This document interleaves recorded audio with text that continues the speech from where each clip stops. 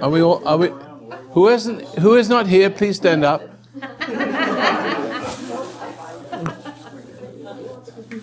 Sound like a liberal now. No liberals here. You have to be converted to a conservative before you can hear me. As a matter of fact, if you can hear me, you're automatically a conservative. You know what conservative means? It means you conserve the values, the common sense values that were championed by our founding fathers. And the founding fathers are the founding fathers, all the way back to Moses and Abraham, Isaac, and Jacob. And that's not allowed in most other countries. You can't listen to your common sense. Of course, people can say, well, what is common sense? Well, if you have to ask what common sense is, you can't explain that. See? It's common to all human beings. It takes one to know one.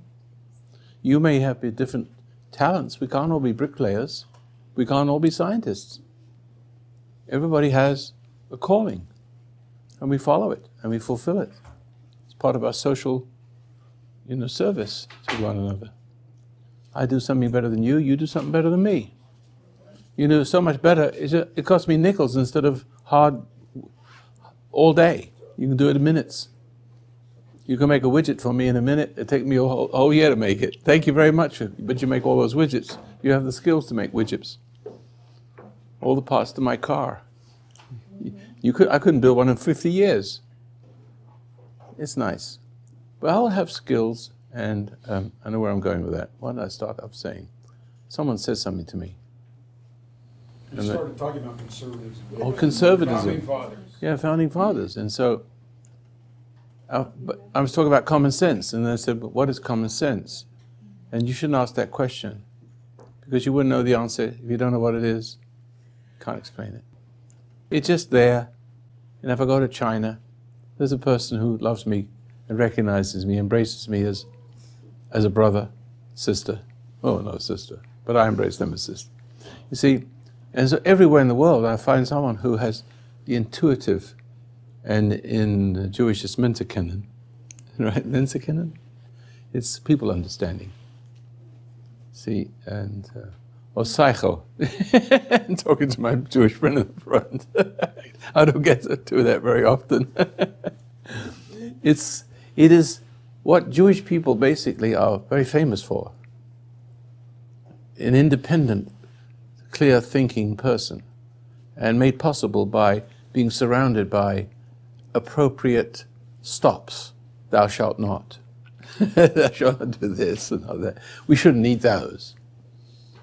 No, we shouldn't need the commandments, because if there was no commandments, I wouldn't be stealing and robbing or doing. I'll tell you a little story. Maybe we start off the program this evening with a little story. I was 7 years old or 8 years old, and I would go to Friday night, like Sunday school. It's on Friday. So the rabbi says, he's reading the commandments. Thou shalt love the Lord thy God, blah, blah, blah. Thou shalt not kill, commit murder. I thought to myself, yeah, you have to stand up for yourself sometimes. I'm just thinking to myself. I'm a kid's thinking to myself. Then he comes to, thou shalt not steal. Adultery, I didn't know what he's talking about. But the point is, then I said to him, what does it mean covet? Well, not want what other people have.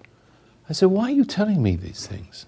I remember saying to him as a little boy, those are the things that seminal moments in my life. He says, well, if I didn't tell you, you wouldn't know it. I said, how do I know you're right?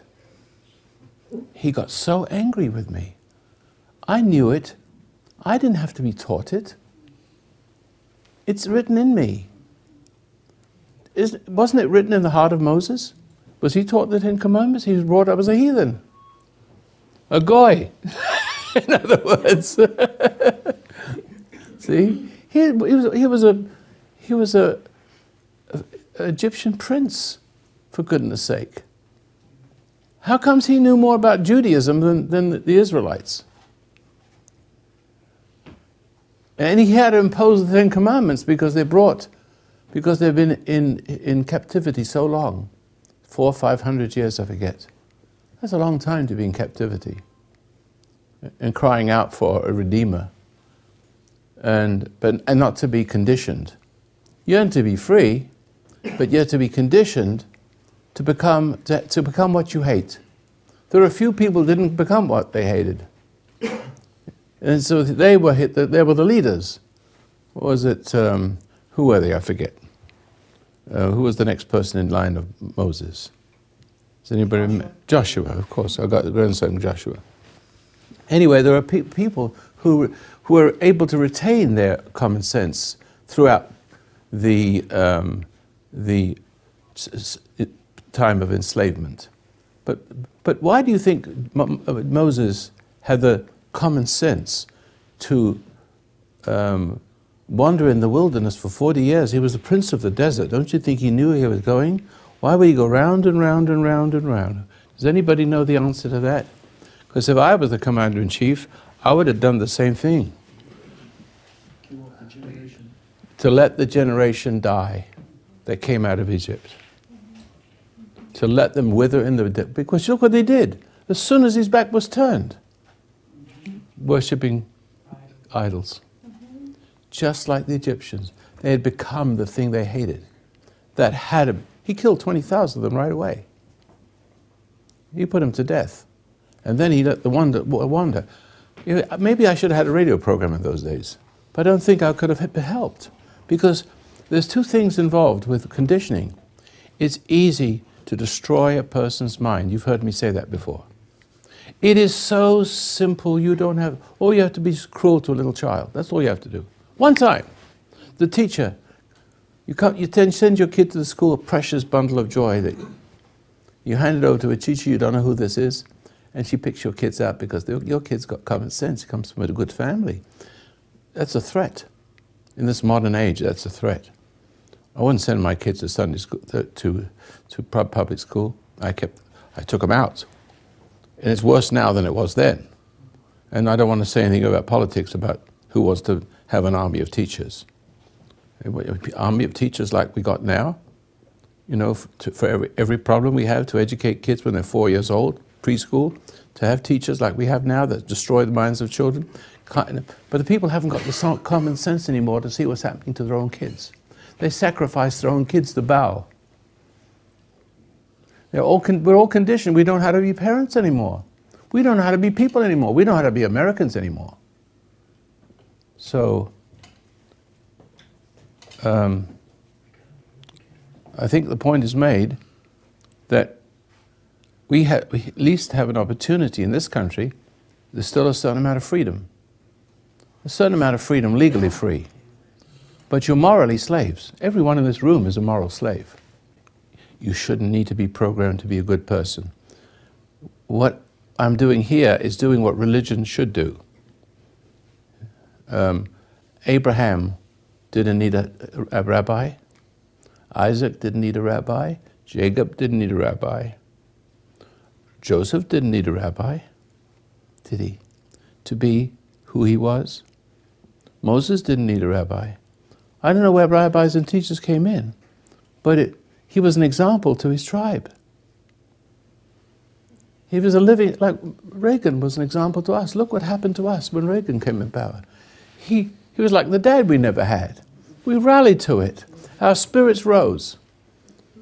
But when he died, it all settled back down to the wrong kind of people having their way again. With the weak politicians, the wrong ones, weak ones. Weak Republicans, compromised Democrats. Compromise, I mean the party's fine.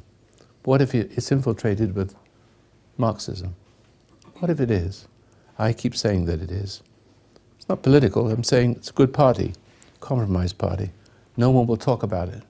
Because you can see left to left, left, all the trouble in the world is left to left. It could be right. On the right we've got Muslim fascists, or what do they call it? They have a name for it. Islam and fascists. That's like Nazis. It's a religious Nazi. But Nazis were religious, weren't they? It was a pagan religion, wasn't it? So I see we have those threats all along. And the reason why it's important to use our freedom to express who we are and to express the right person, the person that we were born to be. And if we were all to express the person we were born to be, we would be a powerful nation. But look what's happened to us. The young men are feminized. And men are marginalized in their marriages.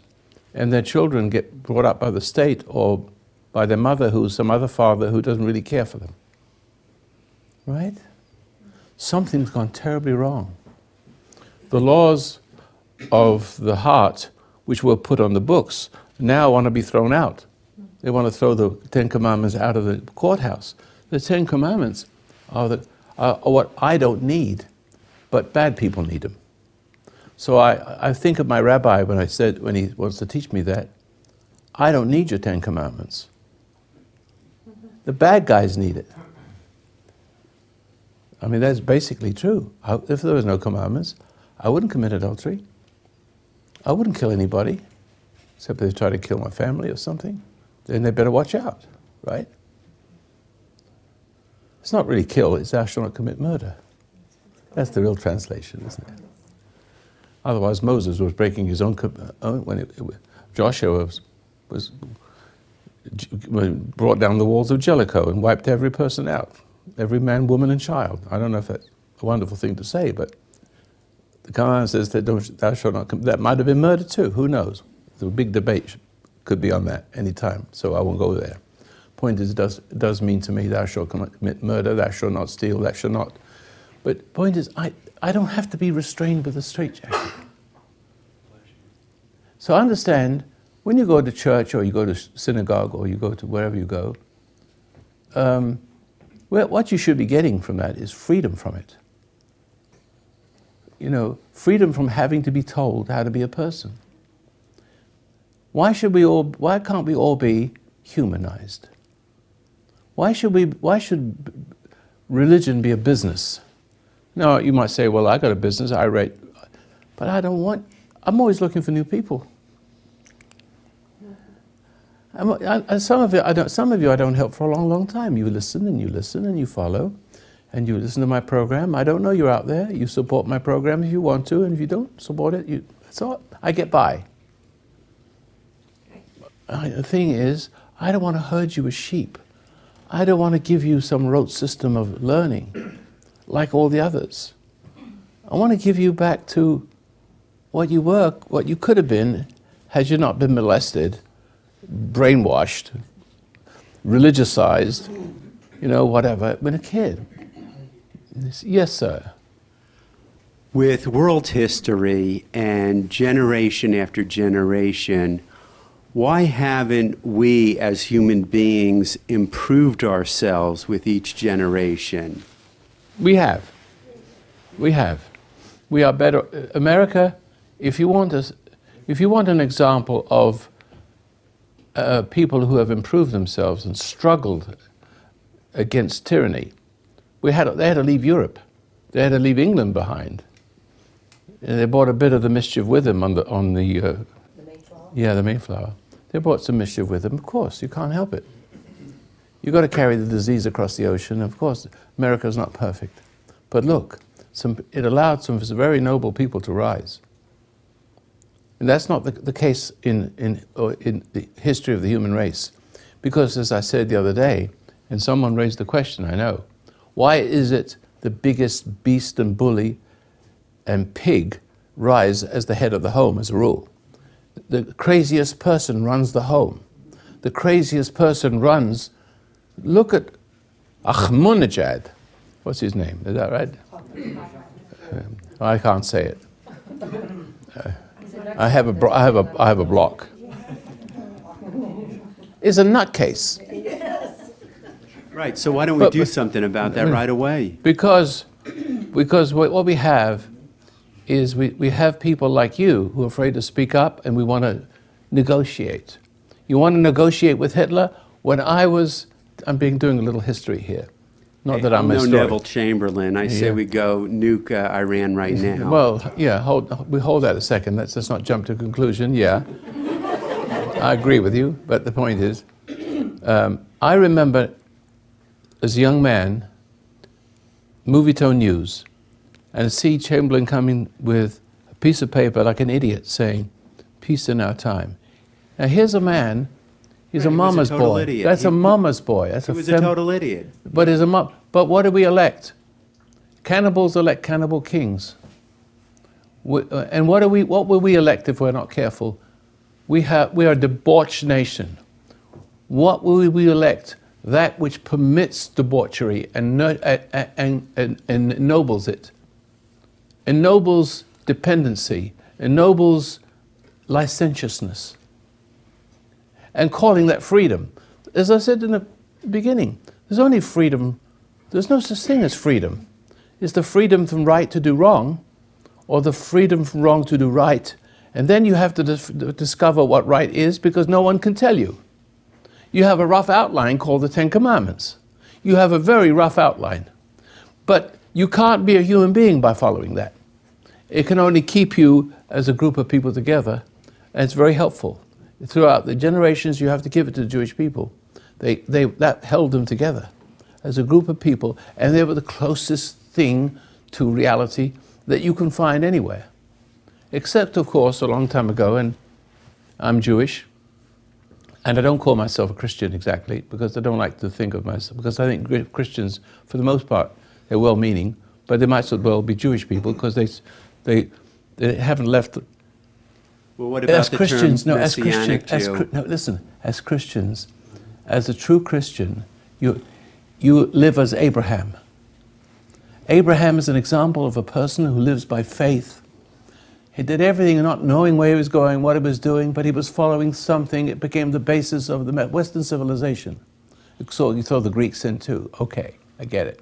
There might have been a lot of Jewish people who were thrown out of the country and emigrated to different places.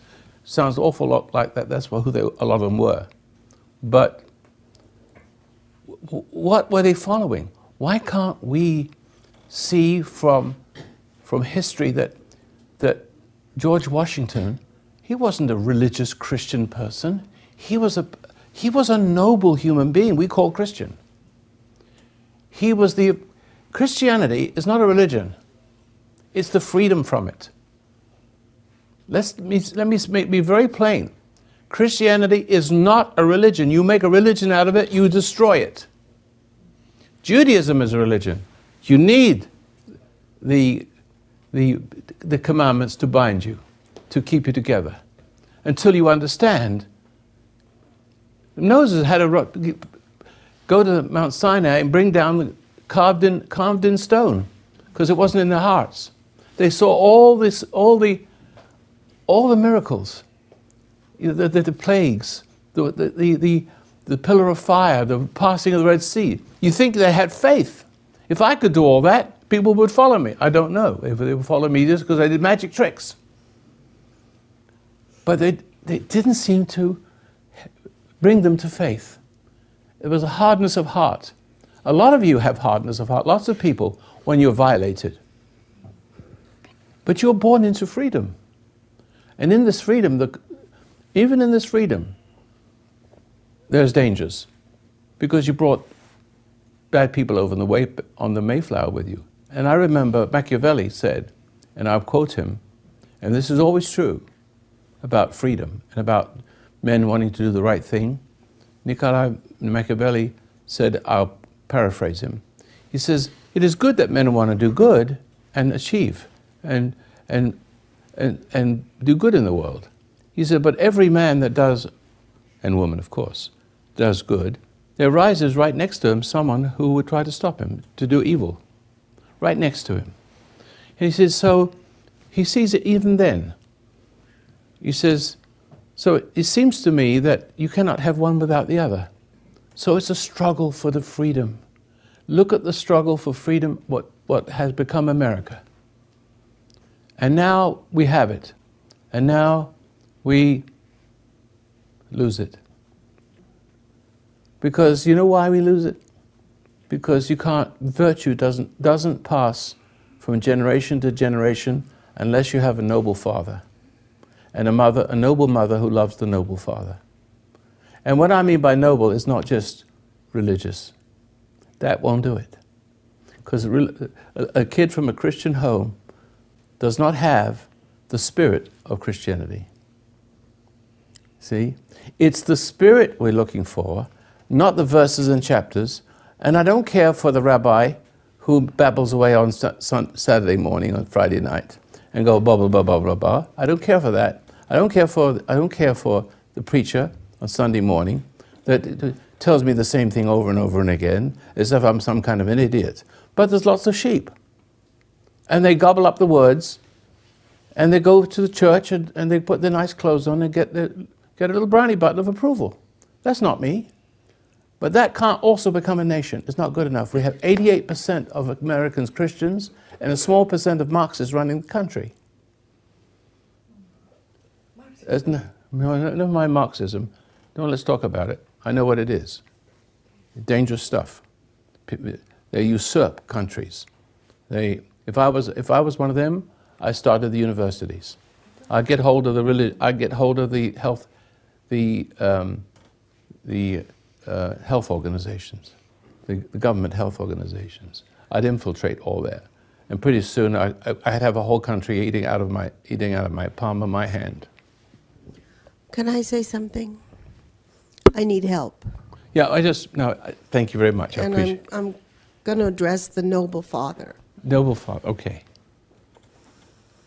My father was a noble man, Yes. I thought. Similar to you. But I put him on a pedestal. Yes. And what I consider he fell when I was 13. He disappointed you. He disappointed me. He fell in love with a woman that was somebody I wanted to be like. She was my mother's best friend. That's not good. That's not a I friend. I idolized her. Then he left our house, my brother, myself, my mother, and lived with her and her teenage children, and for only 3 months maybe. But I went to visit him there with this new family of his. These are my new that's children. sad. It was sad. It marked me. He came back and lived the rest of his life with my mother until she got cancer and died. She hated him. She got cancer and died. But she hated him. Yes. That's what And killed. I That's what hated killed. him. But yet I respected and adored him. And he had wit, he had charm, he was just a good, he had all the qualities that I find in myself now. He could promote, he could make things happen. I'm driven to make things happen. That's Lovely. my calling. And I like that about me. I spotted you sitting there right away. I knew that. You look like something's happening. Just sitting But there. I'm broken.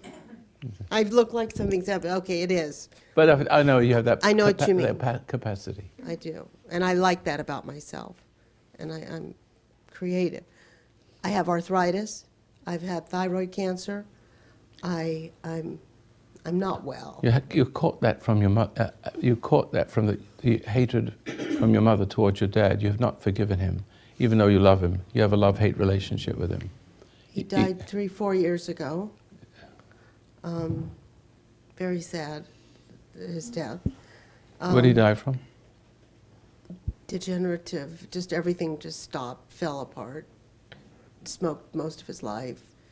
He had conflict. I have conflict, and I need to get rid of the resentment, and I need to move on, and I need to meditate. I don't.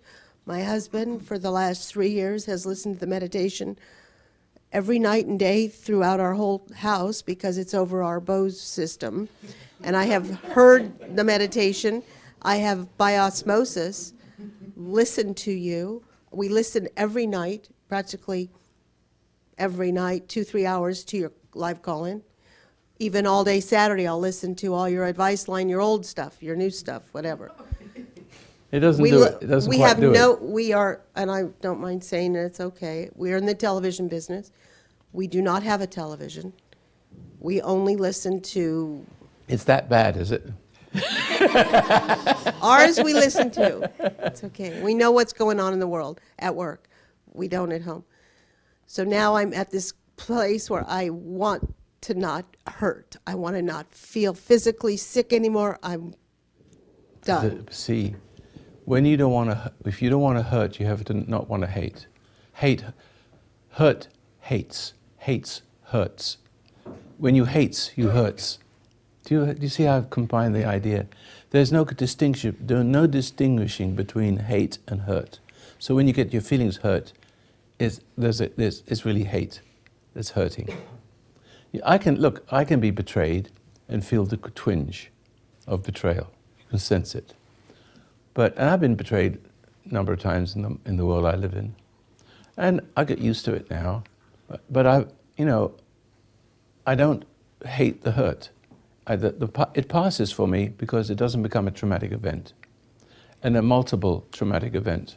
So every time you think of your dad, every time something goes wrong, every time you upchuck memories in your mind, if you add anger, resentment towards it's emerging, being reminded, whether you're seeing it on television, whether you're seeing another father doing it to another family, it brings back memories of something that you've been burying. You tend to want to bury those feelings because they're not good to have. They're not healthy to have. They're not healthy to express. See? And so, because you tend to become like what you hate. You try to be the very best person you can be. I know that. But you do that over repression. And so, what is hurting you right this minute, for example? Is there something bothering you right now that I can actually... Physically? No, mentally. Something upsetting you. I think I got over my father, that happened, I think, but then I'm not sure you have. in conflict with, I love things that hurt me. I still worshipped him. I still loved him. How about have you projected it onto your husband? Yes, I'm sure. See, that's not good. See, you love the things that hurt you, so you're setting him up to fail. Now, could it be that your mother set your father up to fail the same way as you're doing to your husband? She also loved the thing. Do you see how it is? You're going through her life. You're becoming like her in many ways, even though you may not want to be. So you've got the same kind of illness. You've got a cancer. She got cancer. Cancer is not catching. You don't get it's not in the air. It's not transmitted by anything. But it is transmitted by environment. The atmosphere in the home, it's transmitted from one person to another. So when you see a family with a history of cancer, what you can see is the same identity, the same personality germinating in the person who, the one dies, the king dies, or the queen dies, long live the queen. The queen has the same qualities. Whether you want to be like her or not, you still have the same internal structure, covered over with sweetness and light. You don't want to show that face. You don't want to show that. It's just embarrassing. But you're still covering up a lot. And you're running on that wrong kind of energy. It's called compensating. A compensator. And you don't need a compensator. You don't need to be a compensator because you have all this. You're effervescent. You're bright. You're enthusiastic. You can make things happen. That's what I see about you. Couldn't help but recognize you when you sat in front row. See? Couldn't help it. Even with buried under that sickness you have, I know you're here because you've got a problem, and you're not here just for entertainment. But I could see it shining through you. And that's what I want to bring you back to. Can you understand the simple thing that you actually said it yourself? I don't know if you weren't here the first day, were you? Have been here 3 days? You've heard me say there's a tendency to embrace your violator, like the addict with the pusher. The very thing that's killing you somehow it draws you to them for completion. But what kind of completion is it? You don't know. It escapes you. Why am I drawn to love the thing that is going to hurt me? Why do I set him up as an object of love? So he can hurt me. Because there's something in you that is not you. I've talked about the not you again. And the not you is the embryo. It is the seed that was planted. It's becoming an embryo. You've been impregnated with the hate object. And it's got to develop. It has to have nourishment. It has to go back to the... But it is nourished at your expense. Because it is more in control of your life than you are. See? And so it's a living, invisible, you can't smell it, you can't taste it, you could touch it, you can't put it under a microscope, you can't put it on a slide. It's beyond comprehension of religion and science. But that's where I am. That's why I can help people. I can help people with post-traumatic stress disorder. The boys coming home have that same thing in them. They embrace the very thing that corrupts them. They think their family is the enemy. A bus backfires, and they jump behind they know it's a bus backfiring, but they react to it as though it was a bomb going off, and suddenly the family is the enemy. And they can't help it because that reaction to people, places, and things which replicate the environment from which they were infected, they almost have to create that environment. They're unconsciously creating it so they can draw experiencing a reunion with it, it's like being married. They had to go for fulfillment. And what is being fulfilled? Not you. It. But it's so powerful that struggle as you want, wish as you want, it's too much for you. And the whole process of struggling with it, hating it in you, is what it wants. It wants you to hate it. Because again, what it in you is the it in the people you've hated. In your mother, your father, your mother in her way, your father in her, because there's two of you in there. There's part of your mother and there's a part of your father. So you're strong before the weak. Whatever is in front of you, you're stronger than, or whatever is in front of you is stronger than you, you're weaker than. See? You play both those roles. And it works either way. But just like you have a spirit, a godly spirit, a noble spirit, this is the spirit of Paradise Lost. This is what Christians talk. This is the beginning of the Jewish Bible with Adam and Eve, which my Jewish brethren do not understand. They think it's just fairy tale. It's not. It's the beginning of the human race. We were born subject to that. So all of us are born, excuse me putting it, in sin. We are subject to those who precede us, who are born subject to those who preceded them, and everybody gets screwed, pardon the expression, in turn. And so you cannot help but be infected. And where are you infected? In your family. It's generational all the way back to the first unloved woman and the failing man. And the first unloved woman needs to be saved from that thing. Every woman has that thing. And the good ones don't want it. The good ones know that if they could only have a man that would love them differently. See? But in the old days, it might have been better. But even in the old days, you might just get a religious man who's nice on the surface, and he says, Manashtana halala hazer, and does all the rest of the other things, but still, he's still weak. What's our hope, Roy? Oh, there is no hope. Great. So go home. No, but there is a hope. There isn't, and there is. Roy, Let me finish with my lady friend here. Yeah, because I know you want to say something, but it's about you, and you're following me so far. So what I'm asking you to do, there is hope, but your husband isn't here. He is? That's the husband. Oh, that's the husband. Ah, so you know she's setting you up sometimes, right? Yeah, but I didn't know it for a long time. But she doesn't mean to. What's that? She Well, I doesn't. know. I understand. This is a good woman. You bet. I knew that from day one. This is a good woman, and she's here. She wasn't a good woman. She couldn't stand to be in here. She's a good woman. But she's setting you up to fail. She told you that. She's just sitting there and told you. That's okay. I understand. See, she's embracing the thing that hurts her, and she has to have. And the very embrace the very fact that you accept what she gives you, you fall to it. See? When she loves in a certain way, she doesn't love. Unconsciously, she doesn't love because you're noble. She loves to make you noble. She hopes that you will become a better person because of her love, and you're bound to fail because of that. Is that correct? No, Now, sir. that's a dynamic you won't I'm find learning in... not to fail. I think you No. guys, Sue. No, but I'm working with her right now. You shut up. But you're following me, aren't you? It's for you I'm talking. Your salvation. He may not get it. He may never get it. Let me put it this way. He may walk out of here and not understand a word I'm saying. That shouldn't make any difference to you. Because you're in your parents' shoes, aren't you? Now you understand.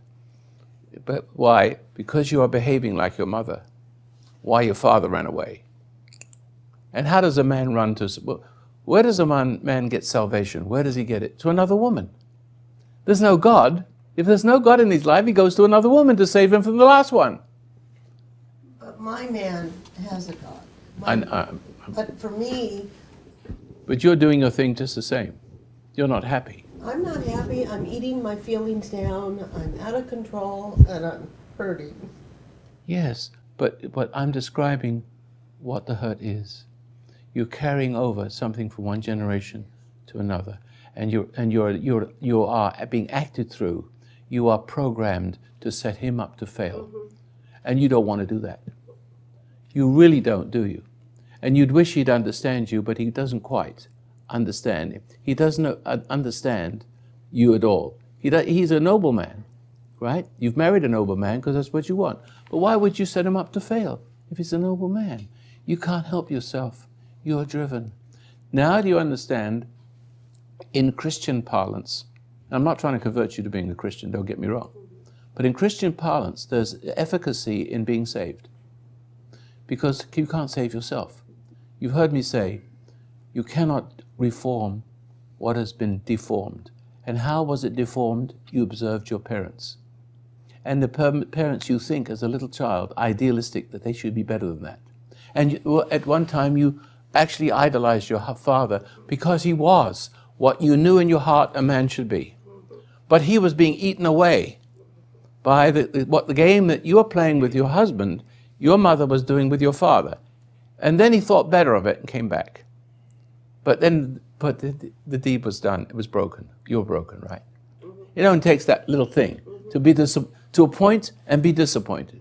And what are you doing? You're appointing and being disappointed. You're appointing and disappointing. You're setting him up to fail unconsciously because the only ego can only live on two things. Ego can live on judgment, a steady diet of judgment. Or ego can live, everybody loves me, everything's all right, you do everything, you become a slave, and so that you're so perfect that everybody loves you, and you can live like, I can tell you, the press secretary, Tony Snow, he was a compensator. He had a life where everybody loved him. He died from cancer because he was eaten up inside. But he was putting on the best show, even when he was dying.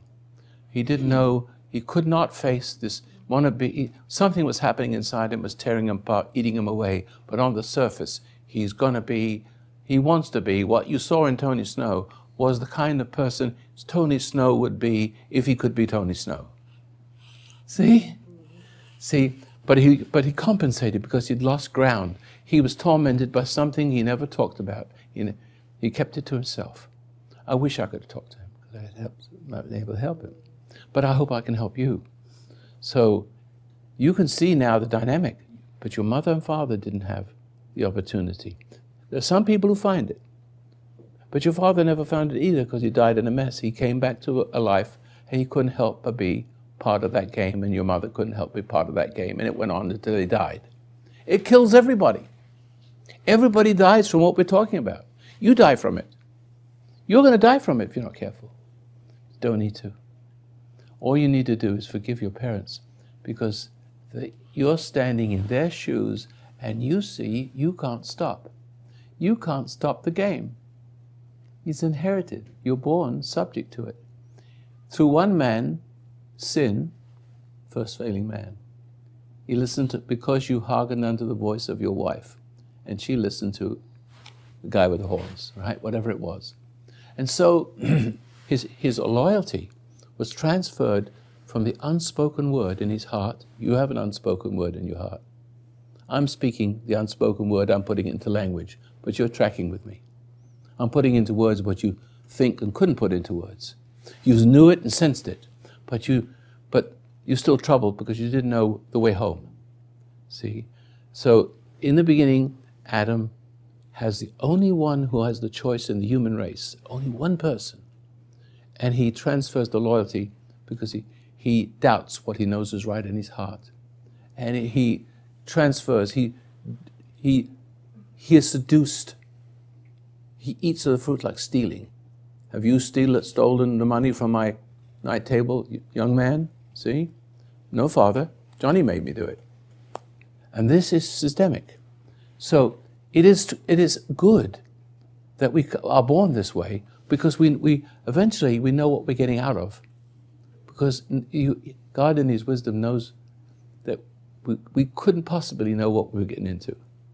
And so misery and suffering spreads through the human race, multiplies and multiplies. A few people rise, they become martyrs, but history goes back 10,000 years. And all of a sudden we have America.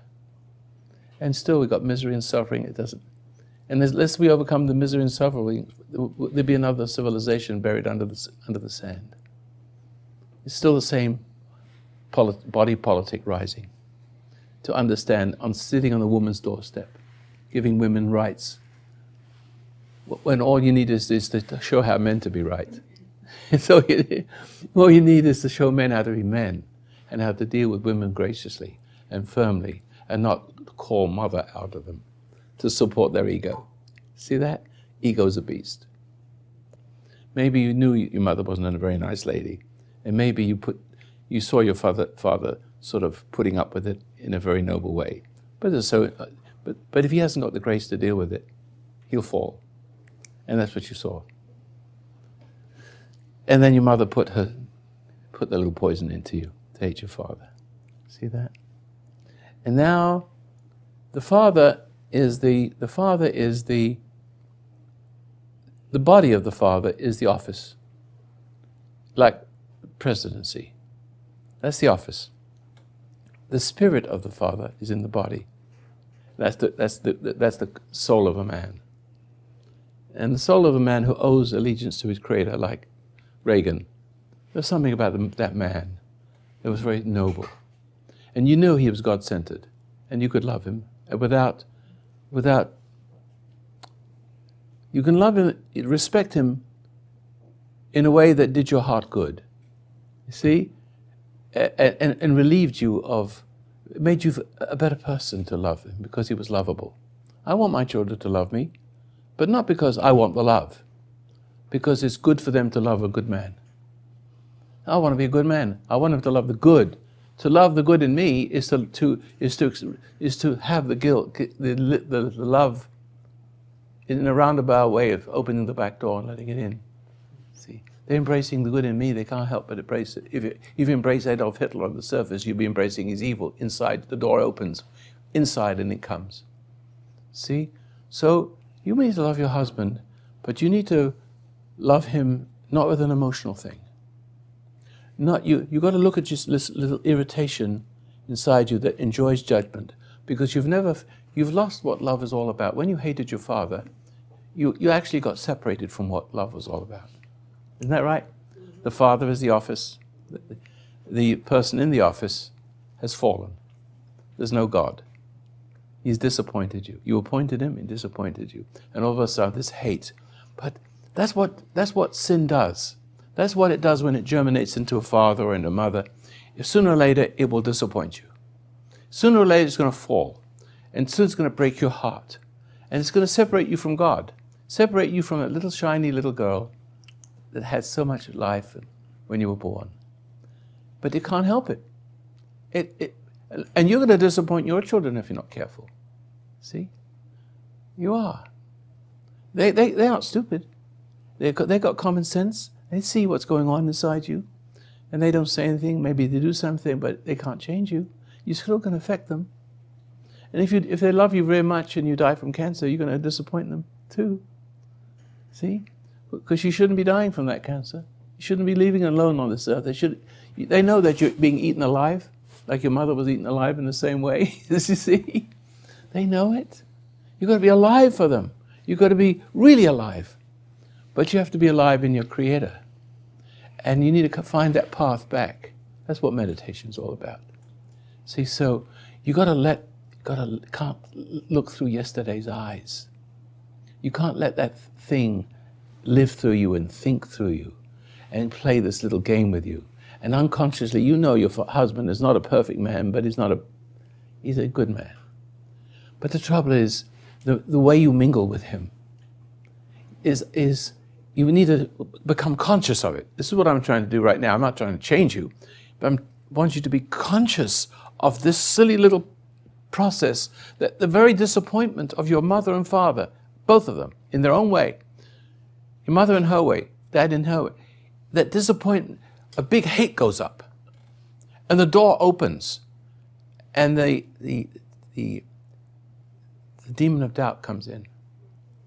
The disease-causing entity, I call it the disease, because your behaviors are not just behaviors, because they're self-perpetuating. Because what got in on what you hated on the outside in your father, you didn't. I'm going to change the subject just a little bit. Here's the real key. You know, and everybody, Christian and Jew and Muslim, know that we're made in the image of God. That's a given.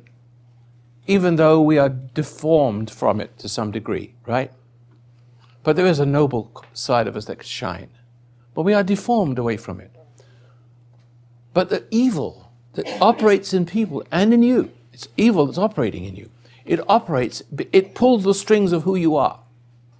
And so other people, your father and your mother, and everybody around you, the whole world is full of people like that. You know, not a good world. People got one face to you and one face to somebody else. There's something in them that's just like what's in you, just like what's in you. They're not conscious of it. You are. That's the blessing. But you're troubled. That's a blessing too. They're not troubled. They're unconflicted. No damn good. Unconflicted people are Nazis. Conflicted people are Nazis who don't want to be Nazis, if you see how I put it. So, evil understands this. And I'm going to put it as succinctly as I can so you can see where the sharp edge, the razor's edge is.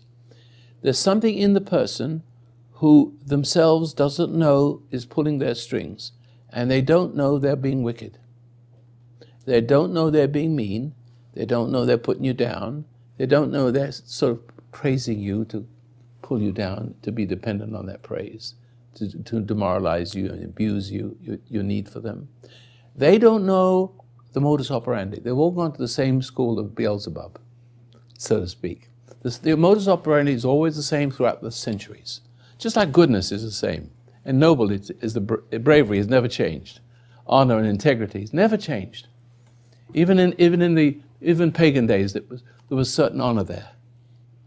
So it knows inside the person that's confronting you, every day they're there, that men and women, and I want to say mankind, is in the image of God. And that the way they get you to hate God is to hate the image. So here they are, the image of God person, and inside them there's a little homunculus pulling the strings. And it pulls the strings, and what does it do? It makes you want to hate your brother, your sister, your mother or father. It wants you to do that, but it's not your sister that is evil. It's the thing that guides her that she or he, brother, does not know. They're not aware of it. And even if they are aware of it, they can't stop it. And they can't tell you that they're conflicted. They can't explain it. They can try to be sorry, they try to make up for it, they do all kinds of things, but make it worse. The making up for it is just as bad. Even when you make up, you're making up in the wrong way that makes it up to fail. Can't help it. So, but the wicked ones enjoy it. It's the only happiness they have to degrade you and to make you a slave. You see, it happened, whole countries, slaves. Everyone is turning around and enslaving somebody else all the way from the top and passing the life force up to the top like a big cave of vampires. See, you die and you become a born-again vampire. Slowly but surely they irritate you and aggravate you, and then you die as a person. And pretty soon you come alive as one of them, doing to others what was done unto you. See? You ever heard the expression, hate the sinner, not the sin? Hate the sinner, not the sinner? Well, this is how you do it. If you don't hate the sinner, you will hate the sin. Now, what I mean by hate means if I don't want anything to do with you, go away from me. I don't have to tell you, if you're bothering me, I don't want anything to do with you. You'd feel hate. You'd feel like I was hating you, wouldn't you? See? I don't have to hate you to reject you, but you'd feel it as hate. So, if you can defeat what that thing wants, it wants you to hate your parents. The hate is spreading to everything, isn't it? It's spreading into spread. That's what cancer is. It spreads. The hate spreads, so does the cancer. See? If you can see, that thing inside you, and it rises up to torment you sometimes in your head and thoughts, and it torments you and it goes round and round and round, and you struggle against it. But you really struggle. Now you're struggling against the evil once removed. See? It's still out there getting in. It's still doing its mischief. And the door's still open, but it closes after each event, and you're stuck with all this unfinished business. And you're struggling against it inside you. But it's just like you, but now you're giving it more power. It's your struggle. You want to be a good person. It knows it's tormenting you. You say, I got control over you. And you're gonna try to will it back, and you're gonna conquer it. You're not going to. You're gonna feed it. That's another knot. So, but then in your ego, in your separateness from God, something's missing, because it can be logical and say to you, well, if you don't fight me, I'll have you anyway. If you don't struggle, I mean, I'm a problem. You got to fight naturally, isn't it? You got to struggle against. Don't you think we all have to struggle against their problems? How comes we all get exhausted and just die from it? It isn't an ordinary struggle. It's a struggle to save yourself. You can't save yourself. You can't save yourself from what's enslaved you. It's a thing you can't see, touch. It's there. And all you need to do is to know that this is the hard part. But it's not, this is where I'm getting to a point where there's hardly any words. If you can understand that God loves you already, and that He's already forgiven you, see, and that you got to a point where you know you can't save yourself, and that you're becoming the thing you hate, and that if you continue to struggle, you're doing His job, and it will torment you, but don't believe it. It's a lie. Don't believe that you can struggle. It's when you don't struggle, when you realize the truth. He's really saying to you in words, without words, and I'm trying to put it into words. Little sister, little daughter, don't struggle. Let me take care of it. See? And now there's something in you that doesn't like me saying that to you, because it lives from your struggling. He knows you're going to fail. Your father struggled. Your mother struggled. Or they didn't struggle. Doesn't matter. You don't, because if you don't love the truth, you'll be it.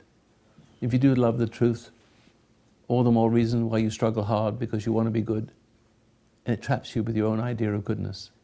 See that? See? Why are you crying then? Do you hear a little truth, Jen? Did you hear a little truth? What did you hear? What did you hear? What did you hear? In as few words as you can. Without feeling like you're my father and I have to come up with the right words to say, I'm going to let that go. Because I'm not going to come up with the right words. But you say don't struggle. You don't need to. Okay, so I meditate. So I should meditate. And meditation will help you to separate from the struggle process. So I should meditate, and that will help me separate? Yes. Okay. I'm Jewish, or I was brought up in a Jewish home. Me too. Okay. I have a problem with what we call here salvation. We didn't discuss that at growing up. I don't know how to cross that line. I think that's a key thing.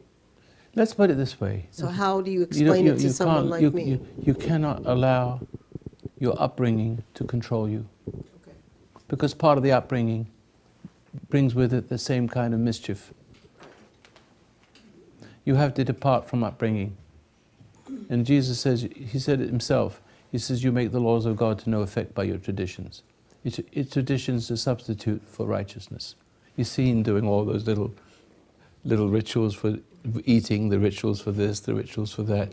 And it all looks like petite and gracious, but it's not. It's just okay, substitute. It's nice to have. It's nice, you don't want to desert it, but you can't let it get in the way of your journey. Can't let that way. Jesus was a Jew, but he was like me. Well, I'm like him. I wish I was more like him. But he was a person, lived the religion. And he criticized the rabbis and the Pharisees. He criticized them because they were mechanical. And the people were impoverished by trying to keep the laws. They couldn't possibly. Can't keep the laws. You can't. They've got to get around them. All they can do is suppress you. That's all they do. And make you resent the fact that you can't live up to them. And you try. You try to be the best woman you can be. But you're still missing something. The commandments and the religion itself is only just a penitentiary. The word penitentiary comes from a place where a person is put until they realize the errors of their ways. It's not something they want to keep you in for the rest of your life, to do penance. And when you realize, so your mortal life is a penitentiary. You're living in a shell where you're surrounded by rules and regulations and laws, often very unnecessary, because a lot of laws hurt me that aren't necessary, sort of want to make me mad and go angry and tear everything up. Because those laws are ridiculous. But they're imposed on me. I have to learn to live with those things. And there's a point where I'd stand up and fight, of course, but not now. Not now. It's not necessary. So, but your body is a penitentiary where you live until you understand the meaning of life. And somehow, through the lineage, you've lost it. But the lineage just passed the lostness on from one to another. And there's got to be a redemption of some kind from this original man, woman, but man preferably, has to find what Adam lost. He's got to find a relationship. And that way he can say to the woman, be the authority of the woman, a shining light to the woman and the children. If a man loves the woman more than he loves God, he's not worthy of her love. So what you're loving over here is a man who hasn't loved God yet. He hasn't found it yet. And if you love him, as if you could save him, he gets worse. But if he doesn't get worse, you get frustrated. See, my wife does the same thing. She tempts me all the time. I know she can't help it. I feel he is there. Yeah, but then you're still setting him up. How? Well, you just told me you resent him. You just told me you embrace the thing you hate. I said, if you transferred this to your husband, you have. I don't know if I do it Even now if he's like not I guilty. did years ago. But you're doing it. Okay. See how you're troubled a little bit. I'm troubled because I feel for him, because this is his thing. But This whole you're wavering. You're wavering a little bit. You're wavering a little bit. Because I asked you, I said, have you projected this to your husband? Yes. Years ago, more than now. but you're still very troubled. I'm troubled. I'm ill. I'm I sick know. Are you inside. troubled? Well, then you have to start with not being angry with your illness. With who? Yeah, you have to start. You got to begin with not being angry with your illness. See, got to start at the right place. The illness now becomes a distraction from the fact that you haven't dealt properly with everything else. That's where the illness is. We talked right before we came here. She's understanding. She No, was hot, she was cold. No, listen to her. She's resenting Don't say the anything right now. symptoms, She's seeing which- something. That's, you're seeing. Someone told me to tell her to Yeah. talk to you, and Yeah. she's hating her body and her Look, symptoms. look. Her Look, I'll give you a temperature, story. I'll give you her a... thyroid. Shh, 1 second. Sorry. That's all right. A mother pushes a son. I know a member of my family committed suicide in South Africa. I knew what was going to happen. I didn't know it was going to happen like this. Mother pushed the son, pushed the son, pushed the son. Eventually, he couldn't stand it anymore. Bang, blows his brains out. He couldn't say no to the ambition she wanted for him. But let's say the boy, in frustration, his mother's pushing, robbing him of his manhood. And he resents her. He resents her, but then he feels guilty. He tries to please her, and he wants to be the very best, lawyer he can possibly be. And be rich, make something of himself, but not because he wants it, but his mother wants it for him. But he knows that, and he really hates his mother. He can't admit. Mother seems to love. You can't conquer it. It looks like love. It looks like an encouragement. It's a motivation. She wants to live through him. She wants to take the credit. So this is my son. See, look. See, this is my son. I created him. I'll tell you the story about that later on. But the point is, one day he gets ulcers because he's pushed. And he goes to the doctor. And the doctor gives him some medicine. And the ulcers get a little bit better, but then he's still getting worse. He feels obligated. Now he's in hospital, and he feels, my God, he feels guilty for not working. Because the guilt's catching up. Look, a drunk feels guilty for not drinking. If you don't take his drink away, he feels guilty for not drinking. And so a religious person feels guilty for not going to church. That's why they go to church, because they feel guilty not to. They feel guilty if they don't. They go to church to get a little shot. See? So now he's in hospital. And what's he thinking about in hospital? He's getting his ulcers, quetching his ulcers, because he's not working and the business is failing. And so the rug is being pulled up from under him already. And now he's frustrated. But the doctor is helping him, and he gets out of hospital and he starts all over again, trying to work harder to make up for the time lost. And all of a sudden he gets ulcer so bad he cannot work anymore. And now he's at home and he cannot work. He's angry. He's frustrated at his anger. But who does he really hate? What is he now hating? He hates his mother, but he's transferred it to the ulcer and it kills him.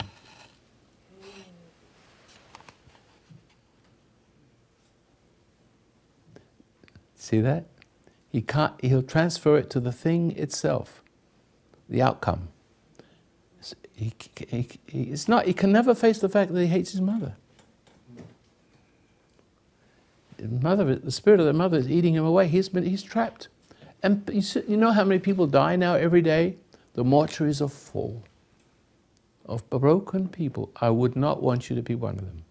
So could you step across the line of your religion and join a fellow Jewish man? And I'm not any less Jewish. Listen, I got all the good words. Manishtana halayla hazeh. Because Keep going. Finish what you're saying. Step over the line. What is the... meditate, Okay.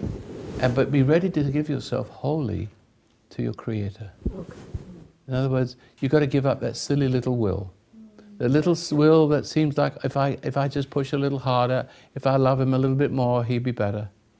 See, if I do more for more people, if I get upset with my problems, maybe I can fix it. You cannot. If I love, or that love gets betrayed. Is that right? Love doesn't work. Nothing works. Nothing. And here comes the important thing. Jesus himself, and maybe not like to hear the word so much, but you get used to it a little bit, because he's a Jewish man. He just didn't follow the rules. He just tried to help the Jewish people to live without the rules. See? call no man teacher, call no man father, because you only have one. What's wrong with that? Well, the rabbis were angry because you're putting them out of business. And Caesar would be angry because he would. A sovereign people don't need governing. Only a broken people need governing. And a tyrant will always be ready to oblige. See that? So Judaism has to be fulfilled. Judaism is not sufficient in itself. It's only the pathway. The Jewish people believe a Messiah is coming. See? But I've spoken to rabbis, and they try to bring me back to what they think of as Judaism. But I've got it. I've got what Judaism is inside me. I've got the fulfillment of it. I don't need your verses and chapters. I read your Bible once in a while. I love it. I love it. I'm not obsessed with verses and chapters. I'm not obsessed with religion. I'm living it. It's alive in me. A bee doesn't have to take lessons how to be a bee. Why do we need to take lessons from mere humans? How to be human when they're not even human themselves? They do more harm than good. By being mere mortals, trying to teach you how to be beyond, what you should be. They got problems themselves. You ever see a rabbi or a minister or a priest that was perfect? No. They always tell you that you can't be perfect. Even Saddleback Church, what's his name? Rick Warren. I heard him say, well, I do it in my imperfect ways. He had his... You've got to become perfect.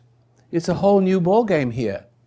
Because either you get better and better or worse and worse, excuse the vernacular. The standing water stinks. You either become a better person inside, you move towards betterment, and it isn't with all the rituals and all the prayers. It isn't nothing to do with all that. That stifles you. You make the laws of the God in your heart to no effect by your traditions. Screw the traditions. Excuse the expression. Because that's what they do. They screw you. They make you think you have. They feel the pomp and the ceremony and the music and the trappings in the church and the idols and all of the prayers and the rote. Useless. All you do is take one step over the border, and to meet your Creator, and He's within you. The kingdom of heaven is within. Be you transformed through your mind. These are words from the Jewish man 2,000 years ago. Become transformed from within. It's from within. You have a conscience. I have a conscience, but it doesn't bother me because I live with it. I live according to it. And so I've learned that simply by being aware of a problem and noticing it and acknowledging it, not making an excuse for it or struggling with it. The excuse with it, that is the entrance to the struggle. The minute you excuse something, you're on the side of the enemy. You make an excuse for your fault, you are excusing the enemy. You're excusing that which is destroying you. And it's not you that's making the excuse, because in China, as I said to you before, the excuse would be the same excuse in Chinese. There's just so many excuses, and they're all the same. Pick one. I have to write a book of excuses and say which one's yours, then translate them into different languages. You done now? I'm done. Feel better? I do. I have a job to do. Not really much. Well, sit back. Sit back. Sit back. And just realize, it's so simple. You forgive your parents. It's so easy. Because your parents never heard what you did. Maybe they would have changed if they heard. Maybe they wouldn't have listened to me. Maybe you're, a throwback. The sins of the fathers, the commandments. Honor your mother and father, that your days may be long upon the land the Lord thy God giveth thee. But showing mercy, but visiting, projecting the iniquities, the sins of the fathers unto the third and fourth generation, but showing mercy to those who love me and keep my commandments. See, so you're a throwback. There's a genetic thing of chickens. You got a black chicken and a white chicken, and you have a black and white chicken, but baby chickens. And then you marry the baby chickens, the black and white ones, and you have black and white ones, and black one. All of a sudden, there's a black one, a throwback, and a white one. So, in a manner of speaking, you're a pure breed. You're the one that sees, and maybe all your mashpocha may not ever understand it, because just because it's family doesn't make it family. What Jesus says family is one who does the will of the Father. That's who the family is. But race, color, and creed, that's family. The rest of them, they're just ordinary people. You just have to let it go. They don't understand. What a blessing you have that you understand it. And all you have to do, try to see, because when you said I had work to do, you have no work to do at all. Because if you see how the dark side wills you, and isn't that effortless? You can't stop yourself. You try to stop yourself from that will that's operating through you, you can't stop it, can you? When you are saved from that will, by realizing of yourself you can do nothing, and then you open the door to the inside with that meditation, then the same force, similar but noble, which you can't see is there, you can't feel it, touch it, all of a sudden your anger goes away, nothing can upset you anymore, your illnesses go away, your life straightens out, but it's unstoppable. You can't fall from it. Once you're committed to it, you can't. Here's what people don't want to hear. Freeze frame this. Once you cross that border, and it take a while to cross that border, it may take years for my friend over here to cross that border. You crossed it today, didn't you? Once you cross the border, it's impossible to sin. It's impossible. Impossible to sin. Impossible. You can no more do wrong than you could do right before. Don't you get it? Read your own scriptures in John. I should read it to you. You're forever saved. No, you're not perfect. Right. But you see, you can deal with things perfectly. So there comes the perfecting of the process. So your life is one of perfecting yourself through all the things you must suffer. You're suffering, so stop being angry with the suffering. Now, did you just stop? Are you not suffering, angry with your suffering now at this minute? Did it stop? I like the fact. I like when you said it's not a job, and It's then not a I job. said just let God Let go. let go, and let And it God do works. its right. It works. Okay, so I'm there. Done. It's your time. Done. Isn't it simple now? Now you may not remember everything I said. Don't I'll need buy to. the tape. Yeah, but the thing is, what it is understand, just the recognition. As I walked through each one of those things, you understood it, and the links were being broken. When you appreciated every one of those links, they were being broken. And it only takes, a welcome of it. That's all it does. So when you see your own faults, welcome it. Don't get angry with what shows it to you. It goes away. It's that easy. Take a deep breath. Okay? Now, you had something to say, but you were jumping. Just quickly, yesterday, I'm single and I met an awful lot of single people here. And yesterday you made a statement that all single people should be married. No, I didn't say. I said it's Oh, good to be I'm married. sorry. No, I said it's good Pardon? to be married. It's good to be married? Because then you find your weakness. Then you discover your weakness, each one of you in your own way. Marriage is not what you think it is. It's not walking up into the sunrise. It's walking into the sunset, if you're not careful. But it is where a man comes face to face with woman. Adam, once removed, comes face to face with woman, ignorant of his lineage, and has been that way for a long time. There's just a lot of talk about it. But now comes a time in our life when a person like myself who understands it absolutely, thoroughly, and completely, if I may say so myself, who's going to brag on me but me? But I do understand the dynamic, and it works for me. I've been married 56 years, and my wife will get better, and I'll wait for her to get better because I know she can't see it. I know she's envious of the hierarchy of men. Yes, that's The it. envy of a hierarchy of men. It comes with being a woman, and a man has to draw a woman away from that, not come it down into that world with her. See, that's hell.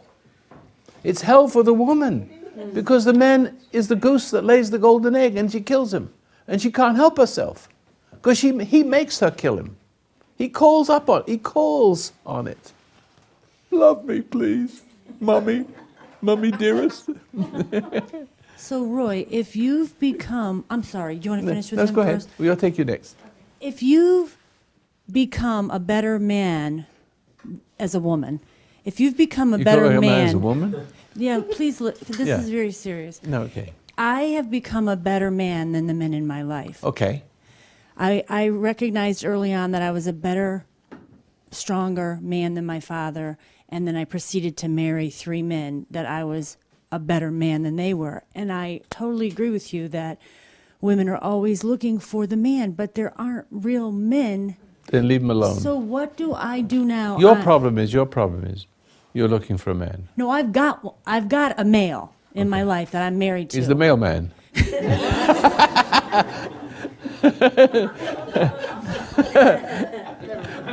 No, I'm just joking. I got it. Go, keep going. I got to make it just a little light. It's really sad, though, because I've been married for 20 years and I have a child. And I just really wanted my family to stay together. I really did. I really did. I tell you what the problem is. You're trying too hard. I don't know No, how. you didn't. You I don't. stopped trying when I moved out 2 years ago because I had to get away from him. But you know what? What do you mean keep your family together? Tell me the present status so I know what you're talking about. What is Well, the status? I have a son that just went off to college. Thank you. And I have, it's very screwed up, but I moved out of my home a couple years ago. How old is your son? Is he? 18. So he's not a boy. He's not a little boy. So you're footloose and fancy free? Well, I'm still the mom. I know, but I know. No, you got to stop being a mom. No, I mean, I'm in the mother role. I'm his mother. No. I'm the wife of his the father. I know, but you got to stop being mother. You got to let him go. He's a man. No, now. I understand that, and I want to let Well, him go. well, I so- want him to go be a man, but I'll always be his mother. You know, yeah, but this is what it sounds like. As a Jewish woman, excuse me, I get my Jewish jokes from there. This is what it's like.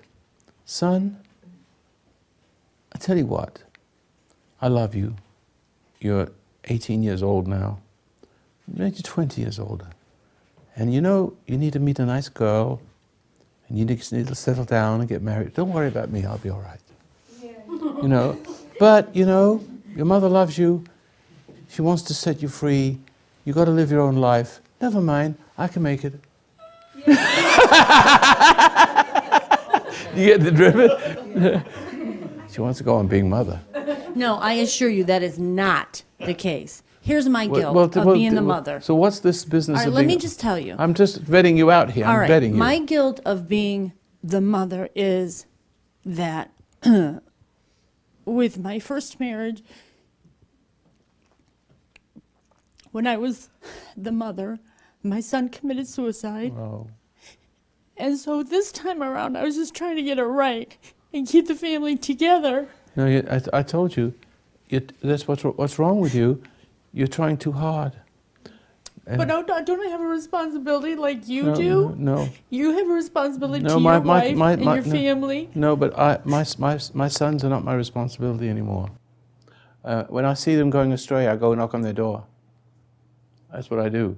But my sons live their own lives. My daughter lives her own life. I'm not a dad, but they come. They love me. They visit me. We talk. And you know, if there's a little problem, they may talk with me about it, and they may not. Usually, they can take care of their own problems. Every now and then, they have a problem with one of their kids, and usually it's the wife and I got 4 sons, so I'm dealing with daughter-in-laws, right? so that are not members of, who've not grown up. So there's certain problems that all men have when they get married, see? And it tries the patience of my sons who know well how to deal with it, but not well enough. It's on-the-job training to be a man, to be a father. So every now and then I get the role, and eventually I get to talk to my daughter-in-laws. And it takes a long time, but at least I am the matriarch. The devil made me say that. The patriarch. They come to me because I don't care about flesh and blood. I only care about who's right, not what's right. I mean, what's right, not who's right. You did it twice. I think I'm being infected by my audience here. But you see, now let's talk about suicide. Now, what kind of mother were you? Now, I already know. I'm going to ask you to see whether you know yourself. Because this is something you're going to have to resolve, because you're making a mess the second time. You are in the business, you think you're a better man. Yeah, but the trouble is you are too much in charge. That's the problem. Yeah, but you don't know how to stop being in charge. I know, but that's the excuse. But the point is you can't stop. Any more of my friend here. I could stop if someone else could take the role. I would be happy to relinquish that role. No, but the point is you do so good at it, you emasculate the men. So that's my problem? Yeah. It should be their problem. No, but the point is you're emasculating the men. It may be, okay, I don't know who to blame. No, Sorry. I mean, if I'm emasculating the man, what do I stop being? But the trouble is, you have been disappointed by men so long, going back all the way to your father probably, Right. so that you decided that you can't trust men. You have a need for men. You would love a good man if you could find one. Right. But the point is, you have a block to ever finding a good man, because I would never marry you. I would never marry me. I know, but exactly right. Yeah. Because you do too. Because it's a state of mind where somehow you wouldn't trust. You don't trust a man to. It's already a preordained thing that the minute that husband of yours would try to correct that kid, your resentment, your distrust for men kicks in, and you would think that the correction of the husband is a little too harsh. See, and you jump in, and you want to make sure it's right because it's your son, and you see that is the tendency. If I'm not correct, you see you're nodding your head correctly. You're correct. So what you've done is you actually were part of your. You have to buy this. All right. This is hurtful, but you robbed that son of a father, and so therefore you became too much of an influence upon that son. His father was an alcoholic. I know but you helped him to be one. He was. You've always thought of yourself as a better man than most men, and that's the idea you're going to have to you want to keep, because. No, I don't. But you don't. But you do. It's a contradiction. You're a walking contradiction. I understand you don't, but you do. You don't, but you do it. All right, so forget that, because that sounds like I need to see you privately for years for that one. But No, let me just ask you this. Not really. Not really. You need to look at it. You need to look at it. It starts with your father. So what do You gotta I be- do you- now? You don't trust men. You don't trust men. I agree. But you need a man to be married. You want But children. I don't want to be married. Can I just get out of it and get it over with? No, that's not. It's not what you do. See, every person thinks it's something they do. It's something they say. It has nothing to do with any of that. It's something you are. And what you are is wrong. You're going about life the wrong way. And therefore, you create your own problems. And you make the same mistake over and over again, expecting a different outcome, and that's a form of insanity. You're a walking contradiction. You confused your son. You set him up to hate his father. You unconsciously try to. You actually will think you marry a man weaker than yourself because you don't want to be dominated by a man. You understand? Well, I don't know they're weaker until I am with them. But you're drawn to the men. You're drawn to men who need a strong woman. See, they have drawn back to their mama, And you don't know that you're sending out signals. And then you rise to the occasion and you love them because they seem so attentive and kind, and pretty soon you're screwing with their brain. You're the love. You don't understand. You nurture a weak man, he gets weaker. And so he hasn't got the kid hasn't got a father. He's only got you.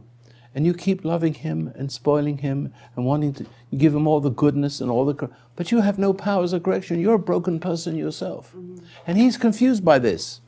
He's confused by the dichotomy of words and words coming from a woman's body. You know, without without having the grace. If you're a gracious woman, like the lady that just got picked for you know what, that's a beautiful woman. That's a woman that looks up to her husband, even though she's playing a much bigger role.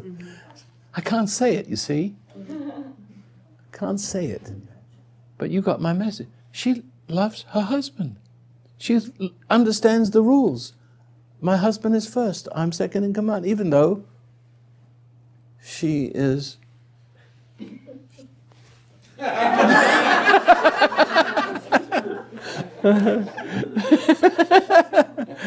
What a good example for the country. Isn't it wonderful? Beautiful. I'd marry her myself. But I've heard you on the radio calling all the names. No, you haven't. You've never heard me talk about the candidates at all. No, not candidates. No, just drop it. Okay. All No, right. it's all right. I didn't wee myself. I'm all right. It looks bad on camera.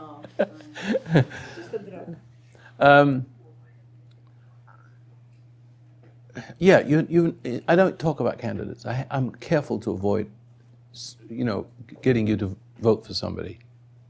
And so that's a difficult question when I'd like to be able to talk about it. But the IRS watches. They tape me. They know that I'm a loose cannon and I'll make a mistake somewhere along, but you're wrong. You're going to get me one day, I'll get you first. You'll see.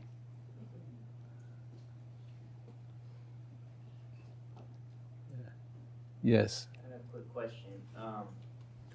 All this talk of marriage and everything, Yeah. is that a necessary part of development? You know what I mean? Is there something that I'm going to totally miss? Because I have no real desire. I mean, I've even shedded my sexual tensions and things have kind of dissolved. I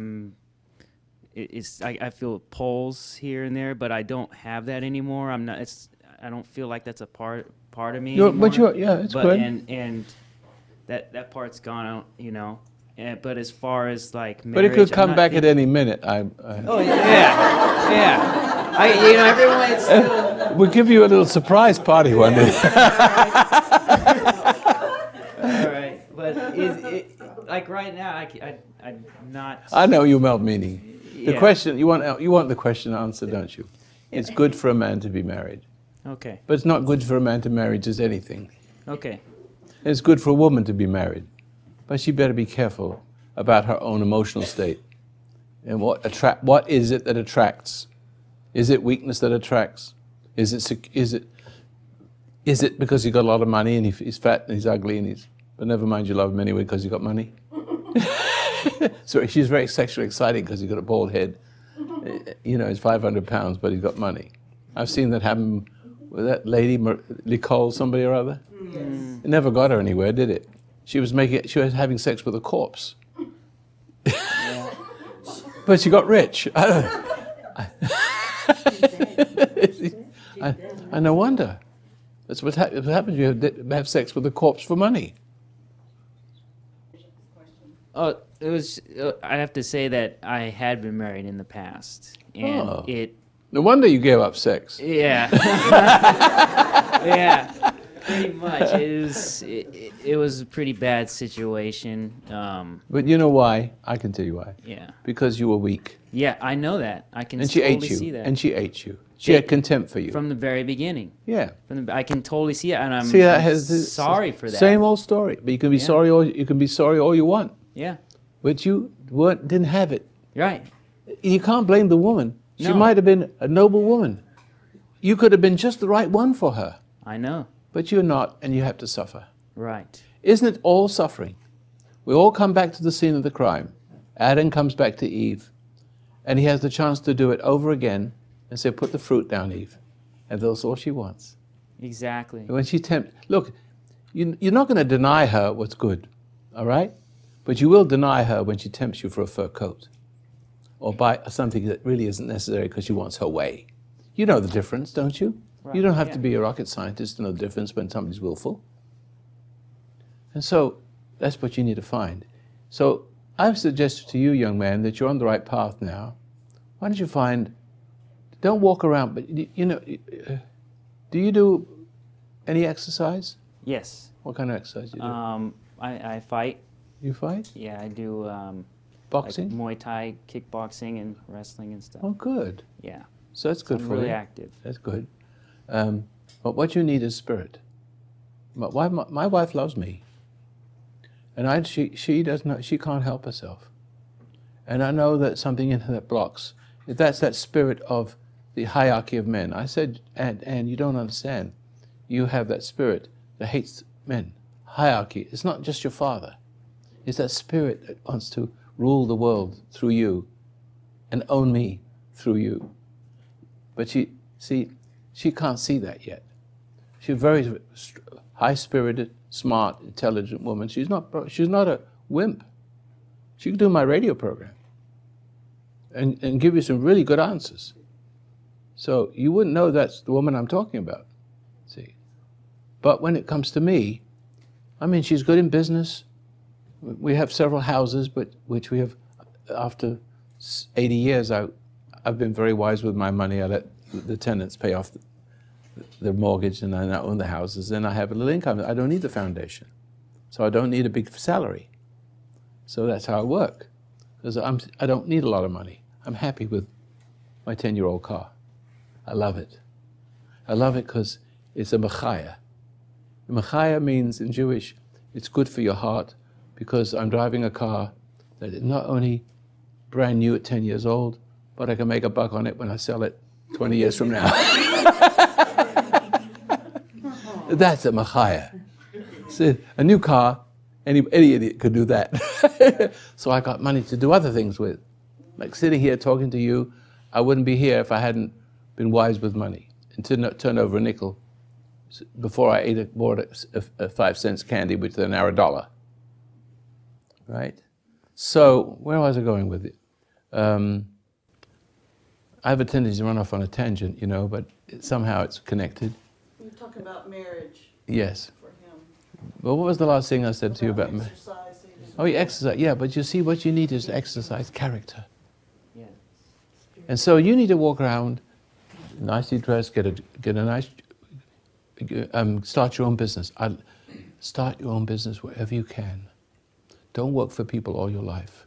Be Jewish.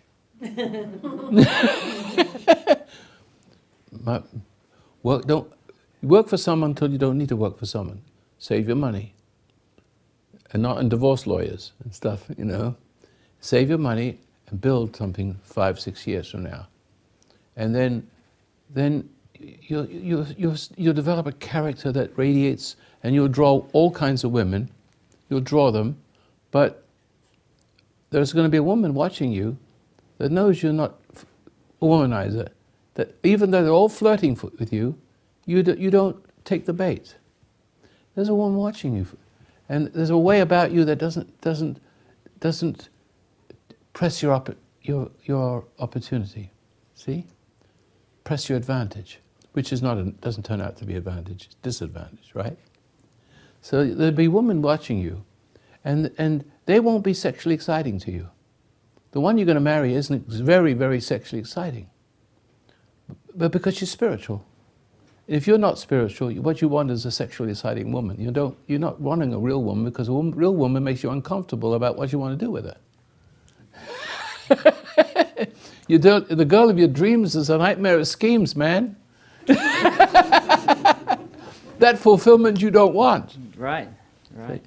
Now you understand me a little bit. I completely understand. So you send out a different energy, see? Yeah. And that one's watching. And then she's beautiful, she's talented, like the one I can't mention. Just watch her. She's beautiful. All right, thanks. I'd like 3 like that. Every woman should be like that quality. Not put up with any nonsense. As a matter of fact, her husband didn't do it. She was the one that didn't put up with the nonsense of all the corruption, right? What a lovely spirit. That's the spirit. That makes her stronger than him? No, because it's her, look, don't you see it's a calling? Look at the situation we have. It's the calling. That's what she was prepared for. We have women in Ruth who saved Israel in the Bible. It's a calling. There was a calling since a little girl. She didn't know where she was going as she started to stand up for right against this and that, and where she ended up in politics. She didn't know. Right? She didn't know. It's a calling. We all have a calling. It's just right. It fits like a glove in moment of need. She didn't know where she was going. She was no ambition to be that way. See? So she's accomplishing more than this other stronger woman. There's a big difference between the forces of. You mean the bitch Clinton? I didn't say that. Well, she's not running for. She's not running for I'm just talking anything. about energy in women. If that isn't the most dangerous creature on earth, nothing is. That's right. But remember, the human race embraces what will kill them. Right? Yes. The same nature. It will love you just the way you are, you pigs. Sorry to put it that way. She's not running for anything anymore. God forbid. Huh? God forbid. God forbid, yes. So now, are you a little bit cooled down a little bit about? I think I'm more Hillary than the other lady. Oh God! No, Get but out I of mean, here! I don't want to be, but I'm starting to sense that my Yes. power is more like a Hillary power you than do. the It's not other good. power. No, Yeah, look at the other power. I agree. Look at it and just enjoy. Just enjoy the freshness of it. Enjoy the spontaneity of it, and the sweetness of it. And wish you could have that same spirit. That's it. Carefree. Blessed are those who do hunger and thirst after righteousness, for they shall be filled, right? You know what blessed is? Blithe. It's from the English blithe or blithe, which means carefree. But blessed doesn't mean anything. Blessings, my son. Be free, my son. Have a blithe spirit. Carefree, run through the grass with your hair flowing in the wind. See? Carefree. Not a care in the world, but you do care. Mm-hmm. You care about things when you come upon them, and you show kindness. See that? Because you really don't know what's going to happen from 1 minute to the next, do you? So you don't know really what's right and wrong. It's not something set in stone. It's rough outline, but you will know it when you get to it. And then it's natural calling. You can't help but do what you're committed now. Like as you join the Marines, sir, yes, sir. What do you want next? I don't know. I'll let you know. See, I'll let you know when it happens. And when it happens, that one thing has to happen before anything else. If it's temptation, watch the twinge of resentment. And let it pass. So when you're pressured to do something, before you do it, when you feel the solar plexus, the feeling in your soul, because that's the leftover for what got in you, it's now calling on you. I wish I could find the chapter in the book, I'd read it to you, but Jesus, before he gets executed, he's talking to his disciples, and he's philosophizing with them. And he says, and all of a sudden, they hear the Romans coming to take him away. And he says, we must cease discoursing, for my time is come. Words to that effect. But he has nothing in me. These three, look for the words, he has nothing in me, in Google, and you'll find the verse and chapter. He has nothing in me. Now, those words, you may never read those words, but I was sitting in Las Vegas just before the seminar. I opened this Bible, and there it was. Those 4 words, he has nothing in me. It's 5 words, is it? Okay. That was like huge. You want to know what I see? He says, because if there's nothing in you compatible with who's coming for it, we're talking about evil now. If there's nothing in you, he can't get hold of it. See that? Do you see that? That triggered something, didn't it? There's a little bit there. See, but he has nothing because he was pure. You can't get into somebody. You can't reach in and reactivate a conditioning, ownership, when there's nothing there to grab. And that's when you're purged from your sins. When you sit meditate, that's the whole idea of God forgiving you of everything. Although you will have little flashes of past mistakes coming to the surface, you just need to see them and let them go. And say, oh, I see where I went wrong. But the trouble is when they come up in the old state, you struggle with them and push them down. They're only coming up for release. See? You don't have to run around forgiving everybody. It's already done. You just see, oh, I resented this person. I resented that. I hate my father. Yeah, I see that. I didn't know how to deal with it, so I buried it. I pushed it down. It comes up again, and you see it. It's a little painful. It goes away.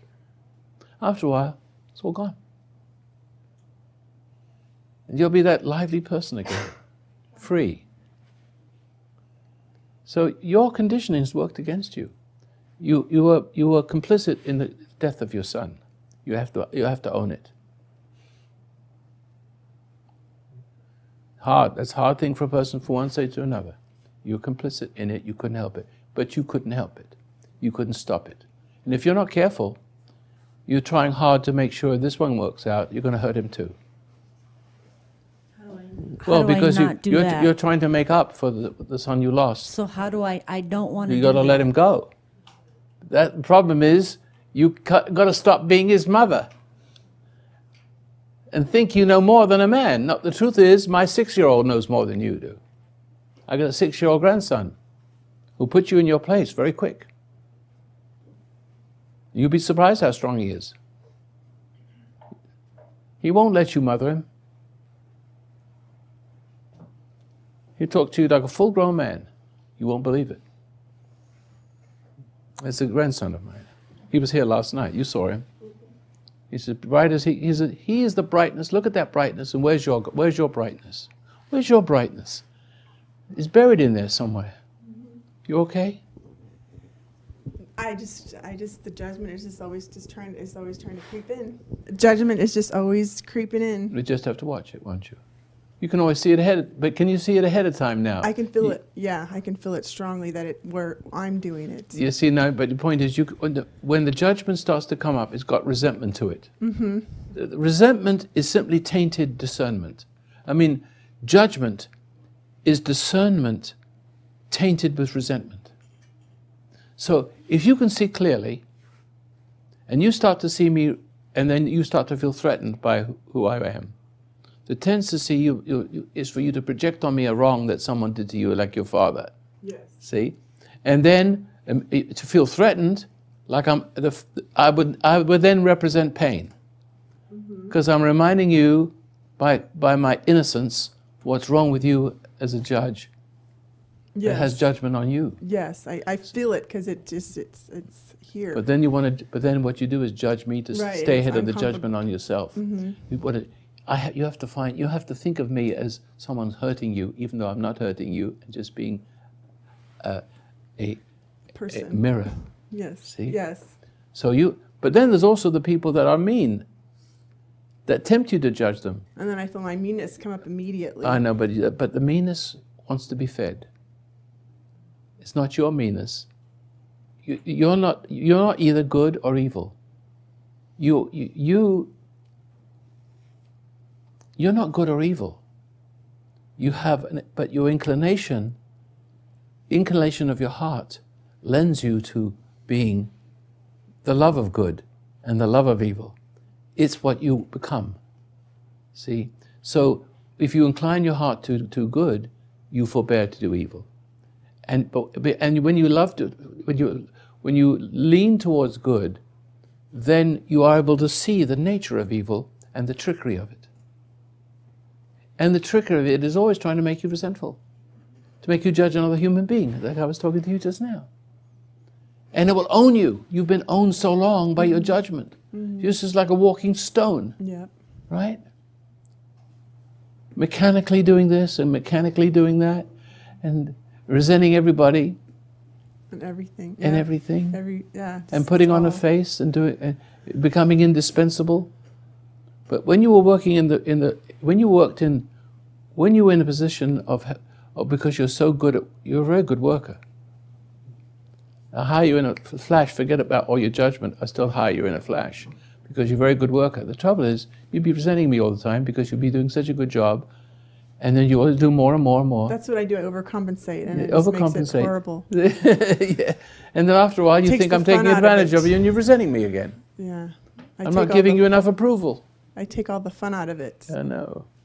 Come on, put the joy back in it. Okay. Because you drive all the customers away.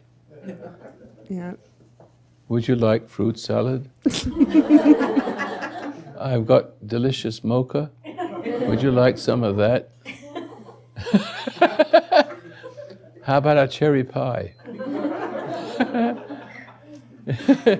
No, I was better. Everybody than that, wants to Roy. run away. I was better than that, Roy. I was a better actress than that. But it was coming I through. could put on a show. But you had a mean side. Oh, definitely. You put you in charge of people Well, I weaker would than do yourself. that thing that you just said. I would make it, I'd make it not take all the fun out of it. It was totally a fun job, and I took all the fun out of it. I worked really long Yeah, hours. that's the most I've ever heard of talk in my whole life. That's so good. I always distanced you. I put you in that place. My wife again. You weren't a person. I didn't treat you like a person. Excuse me, Roy, may I interrupt? Yes? I have this really tight feeling in my chest. It almost hurts. Would you want to come up here? Is there someone who could take her place? Yeah, I got it. Would you? Can you? No. I mean, take her place. She's the camera lady. You can sit there. Oh, you're a camera lady? Oh, that's very nice. We have a lady from a television station. She can do it. Oh, but we have... Yeah, that's easy.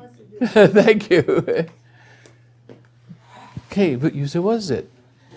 I don't know what it is. It's really tight. You're hearing things I'm saying, and it's triggering things in you. It's like my heart is beating really hard. I'm very nervous.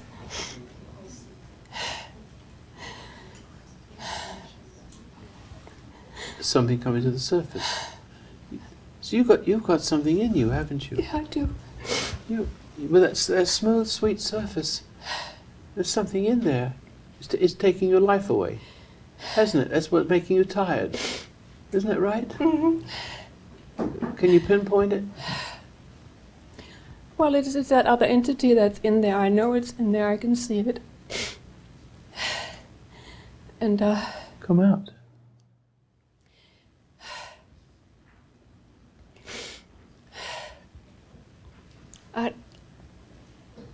I don't quite know what to say. I just know it really hurts in here. And What have you heard me say that seems to be doing it? Something you've heard. Something. What did I say? While you were. well, it may have something to do with me having to be so objective all the time, and focused with the camera. Oh, that's interesting. You're becoming objective, and it's being watched. It's what you're not distracted anymore. You're starting to wake up. You've been asleep such a long time. I think that's You've been what asleep. it is. Wake with your eyes. Sleep with your eyes wide open. I know it doesn't want to come out. It may not come out today. No, it's. It may not come out today, but it's on its way. You may have to have a private moment. I definitely know it's in there. I know that. This morning I was out for a walk and I.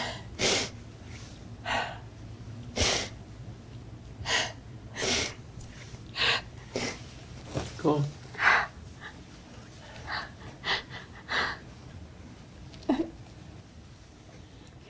When I always talk to God, and it's like, I feel that's enough. I never include Jesus. It's interesting. That's a very interesting And statement. this morning I realized that I have been rejecting Jesus. Why? And I don't know, and it really made me cry. Because he's a man? I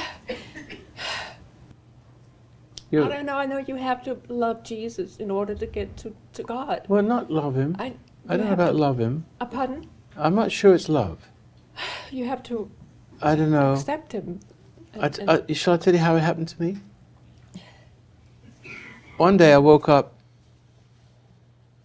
and realized that's who you are. It's been following me all my life. Now, that was all that was for me. It had a name. It had a historical name. But somehow, in some way I know not, that it was an important part of my salvation or growth, and that the spirit of that was with me all the time and watching out for me. And I don't think I had an ecstatic event like you are about to have, because I wasn't such a bad guy. Because I was kind of following that anyway, to the best of my ability, and doing better than perhaps I thought I was, because it was so natural to be who I am, with very little disturbance until I got married. And then I got infected. I had an exorcism. I had an exorcism when I had one. I came to California, let me see, in 60. I was at Disneyland trailer park there. You could see Disneyland from there. And I meditated. I was lying on the floor because there's no room in the trailer. And I meditated, turned over to go to sleep, and as I turned over to go to sleep, my hands turned to claws. My mouth turned down. I felt my ears turn up. And everything became so black. It was the blackest black. You can't describe the black, because when I close my eyes in a dark room, there's light. And if I don't close my eyes in a dark room, it looks like there's light coming out, like little sparkles. And I said, oh God, what did I know about God then? See, I wasn't religious. It's gone. And so it may happen to you. I can feel this thing is really on guard right now. It's what? It's really on guard. It's like I'm not looking at you, it's looking at you. It's looking at me? Mm-hmm. It's looking through your eyes? Yeah. Dark? I can feel that. And how does it feel towards me? It doesn't like you. It has to come out, you know. Because I'm doing to it what it does to everybody. I'm making it hate me. And if it hates me, I get to it. So go ahead and hate me. Go ahead. It doesn't know what love is. It only knows what hate is, doesn't it? So if it hates me, I penetrate it. Whatever is me, which isn't me, penetrates it. I know it hates you. I know, but but I've turned the table on it. Don't you see? That's what's been I've been talking about that, And you've understood it while you were standing behind the camera. It was listening. But it was listening. It was listening. I'm going back and forth between me and it, and me and it. It's like... Come out of her.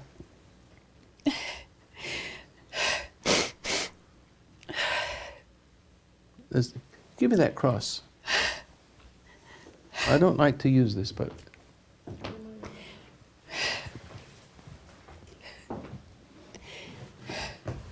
Let's see what happens.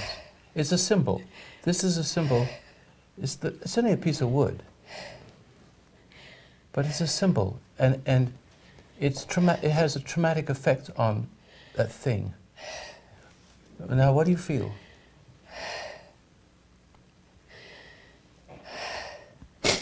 It's where it lost its battle. I'm feeling a little calmer. There may not be anything dramatic here. Do you feel warmth in your tummy?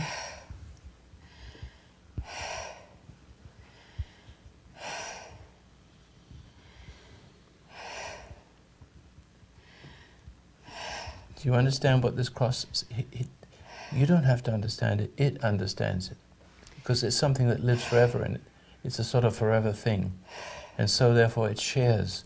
Just like we share original sin, it also tries to shares the original failing. It failed. There's a war there. It failed right there at the cross.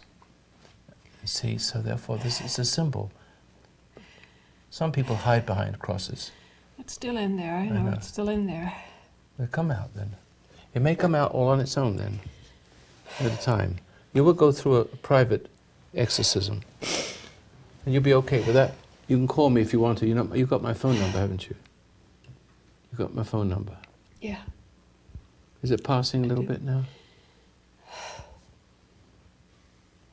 I don't want to do any dramatic things with you. It's got to be of itself. Okay? It's got to be a willingness for you to make that transition from your own selfish little self, that wallowing in self-pity. You know how you've been doing it for a long time. Looking for salvation from people. Doctors. You know, it may have come from him. That thing in there is very hard. That thing in there doesn't want to let go right now. It's got it. I can feel the grip on me. It's not still really But tight you know in what? here. No, you know what? Huh? Just be conscious of it. Don't struggle. Whatever you do, this is your thing. I know it's not me. I know it is. But I am the catalyst. I'm bringing it to the surface, helping you to be conscious. It's important for you to continue meditating right now, isn't it? Do you have a room here now? You have a room?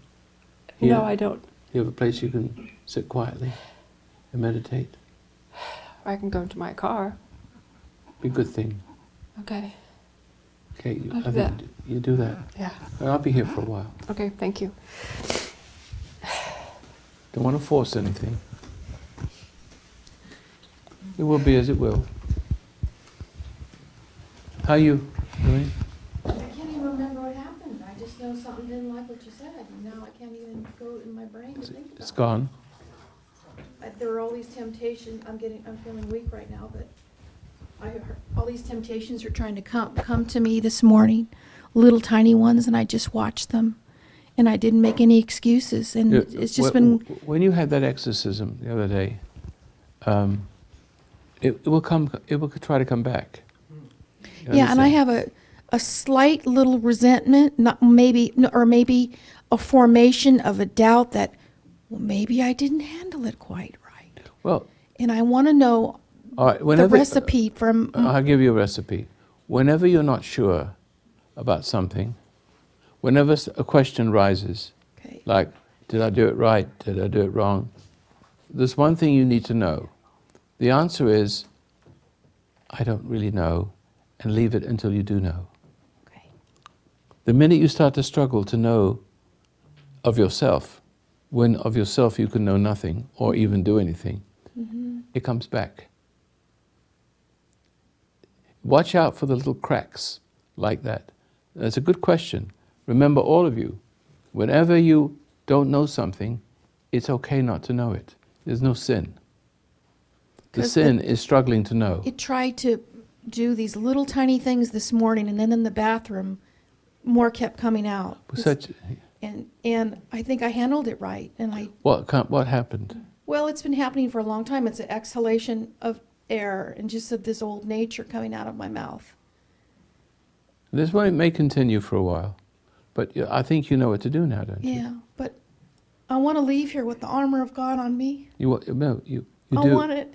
No, I can't give. I No, can't. not you. Yeah. No, you're going to leave here with. I want. You're going to leave here. I want to be resilient. Yeah. You got to leave here with the beginning of knowing what to do. Okay. The beginning of the rest of your life.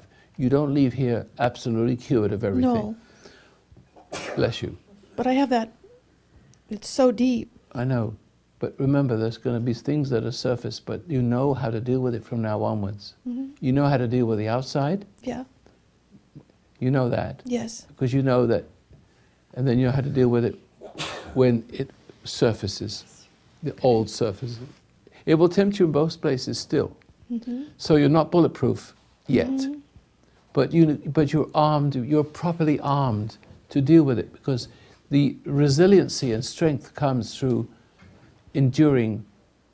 The next temptation. In the next And it comes the good through nature endurance. will get stronger and stronger. Yeah. And I don't want to fail anybody anymore. Nobody, but you will. You know what I mean? Oh, hold this. Let me continue.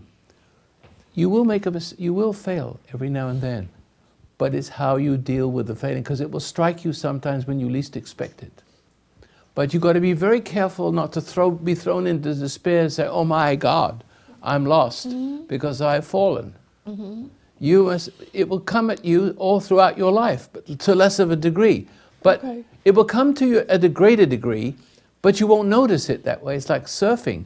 It's always hard to stand up on that surfboard, but in the end, even though the danger is much greater, you handle it with joy. Right. You could surf that 50-foot wave. I feel it coming. I feel it coming. Well, not the 50-foot wave. But you know what I'm talking about. It's. You the have a yearning. pathway of temptations, some of which still have a grip on you, Mm-hmm. on your conditioning. But the armor, the strength of it, is learning not to be upset with the mistake you just made. Mm-hmm. See? You may actually fall to resentment just for a second, and then realize that you have, but don't let it throw you into a panic Okay. that you're lost forever. Okay. Because it's something that crept up on you unaware. You didn't know it was there. It's sort of built into a lot of unfinished business that will Right. creep up on you. Right. Something you're sensitive to, you never knew you were sensitive to before. It's what you least expect. But those moments will pass if you don't panic. Okay. Okay? Okay. It's okay to make the mistakes, those kinds of mistakes. Okay. Because you know how to deal with error where you never knew how to deal with it before. You're not going to be hard on yourself. Okay. Got that? Who understands that? Got it. That was great. Okay? That was great. That's an important. I See, needed that. had it not come up, I wouldn't have said anything, because since it came up, I'm glad you brought it up so I could say something Mm-hmm. about that. Thank you. Okay, welcome. What time is it? Good Lord. We're getting. Yes, yes, ma'am. Please. You mentioned earlier to the lady in the front row, her son had committed suicide, and you said that I don't know the word you used. She was party to it. Party to it. Okay. Certain responsibility. Although I can't lay the blame to her, because she didn't know what she was doing. She couldn't stop it. Well, this refers to me. Yeah. My niece committed suicide 2 years ago. So are you saying that my mother, who took care of her, which is her grandmother, was party to her suicide? I can't also? tell you, because I only know this one. I only know the one that's in I was front on stage No, with you you. can't. You can't. You got to sit that person in front of me and let them ask the question. Not you ask the question for them. It's too much for far removed. Right. But I was on stage with you the day before yesterday, and I told you about my Can't remember mother it. and the resentments that I I can't had. remember. Right now, I can't remember it. You were trying to help me to quit smoking. Yeah, but I can't remember what it was. Okay. I don't have much of a memory for what people tell me, because I go home and I put everything. I don't take all my notes home with me. And if I see you next week, I'll forget who you are. As a matter of fact, I forgot who you are already. Excuse me, I didn't mean to be rude, because I know I helped you. Okay. But you didn't cringe when I said you were party to your son's suicide. You didn't get angry with me, did you? No. What did you feel when I said that? Just sad. Sad. Because I know it's true. You see? But I also know. But it's good. It's good. But It's good. I know I did the best I could. I know you did. And I know I'm doing the best I can now. But I know. But don't do it. But careful. It's the best you can do. Is what's dangerous. And how do I do it differently this time around? I don't know. You're going to have to sit quietly and Just let go of all the best you can do stuff. Because what the best you can do is a compensation for the worst there is inside you. Now, did you understand? Everybody understand that? Say that again. The best you can do is a compensation to compensate for the worst that's still inside you. It's because if the best you can do is to deal with what's wrong with you at its root, the problem of you're angry with your dad and be disillusioned with all men, and then having to become your own man and never trusting men, and then trying to be a man, a husband, a father to your son, because your husband was an alcoholic. But that alcoholic husband was trying to be the best wife you can be and trying to love him, but you loved him to death. You can love a man to death. You can just ruin a love. You can spoil a man to death. So maybe I shouldn't be involved in my son's life now. You shouldn't be. You should let him go, because he may be absolutely happy that you let him go, or he also may have been addicted to your love. I don't know what state of mind this boy is in. What state of mind is this boy in right now? Does he want to go? Is he addicted to mother? No. He's not addicted to you. No. He was very happy to go off to college and do his own thing and be independent. Yeah, but he also may be happy to be free from you, happy to be free. Maybe. Happy to be free, that is not a good thing, to be happy to be free from you. Because now he's open to mischief. Do you see that? You transfer from your mother to another mother somewhere out there, and his life's over. If you know what I mean. I don't mean to be rude when I said that. And it ends up, he becomes a drug addict. You know, alcoholic. He gets involved with women because you haven't prepared him for manhood. Well, I shouldn't have prepared him for manhood. No, I'm not you a shouldn't man. have. I didn't know how to prepare. But I'll tell you something. I'm a woman. I don't know how to prepare a man to be a man. But I'll tell you what. The certain woman we've been talking about that we like so much, that we've heard so much lately. Well, that's great. She But must have had a good but man in her life. No, listen to this. That's the minority. No, but listen to this. There's a quality in that woman. If her husband dies, if her husband would die, and she was left alone on a ranch with 5 children, she would have the power to help all her sons grow to be men. What is that? No, well, that's what's missing in you. What is it? I can't tell you. Why can't you? You need to find it. How do you find it? I can't. I told you. I've told you everything I can today. The last 3 days, I've told you to be still and know it, and give up all the trying to be, and start to look at what robbed you of that bright little innocence when you were a kid, what disappointed you in father and mother, and what made up your mind that I'm not going to be this or that. I'm going to be the best woman I can possibly be. But it's a compensation for what got in you that's still there. And doing its mischief, doing too much for your son. See, spoiling him, him having a love-hate relationship and him not being able to admit it. See, because how can you love somebody, how can you hate somebody who has the best interest at heart for you? And you're loving him, but that love is crippling him and he knows it, but he can't say anything to you. Got it?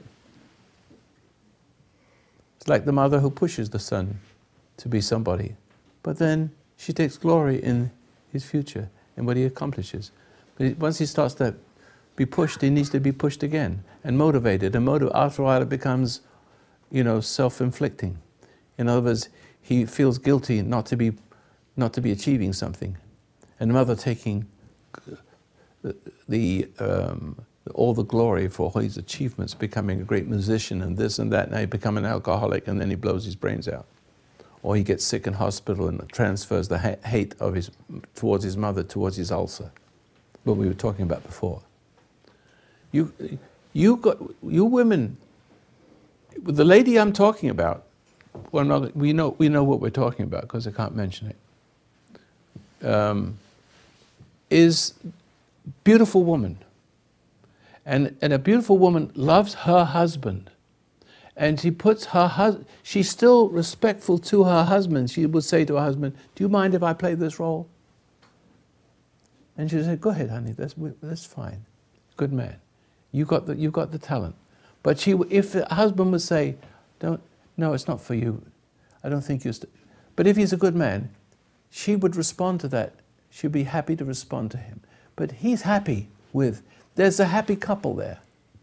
There's a genuine happy marriage where the woman, even though she have a high position, loves and respects her husband first. That's the order of the thing. And he's happy for the role that she's playing. This is perfect, beautiful. If he would die, she's so respectful to her husband that if she would die, the children, she would carry over the mantle of respect of the man. You don't have the mantle of respect of a man in you. You only carry the hatred of men with you. Where did she? That you're being better than. How did she get that mantle of No. respect? How? The how is what we talked about for 3 days. No, but I mean, do you think she got it that way by meditating? I don't know. I say, God bless her, however she got it, she retained the innocence. She either lost it one time or she never lost it. All through her life, she's like myself. I've gone through happy-go-lucky through all my life, undaunted by everything that happened to me. Completely. Unaffected, undaunted by everything that's assailed me.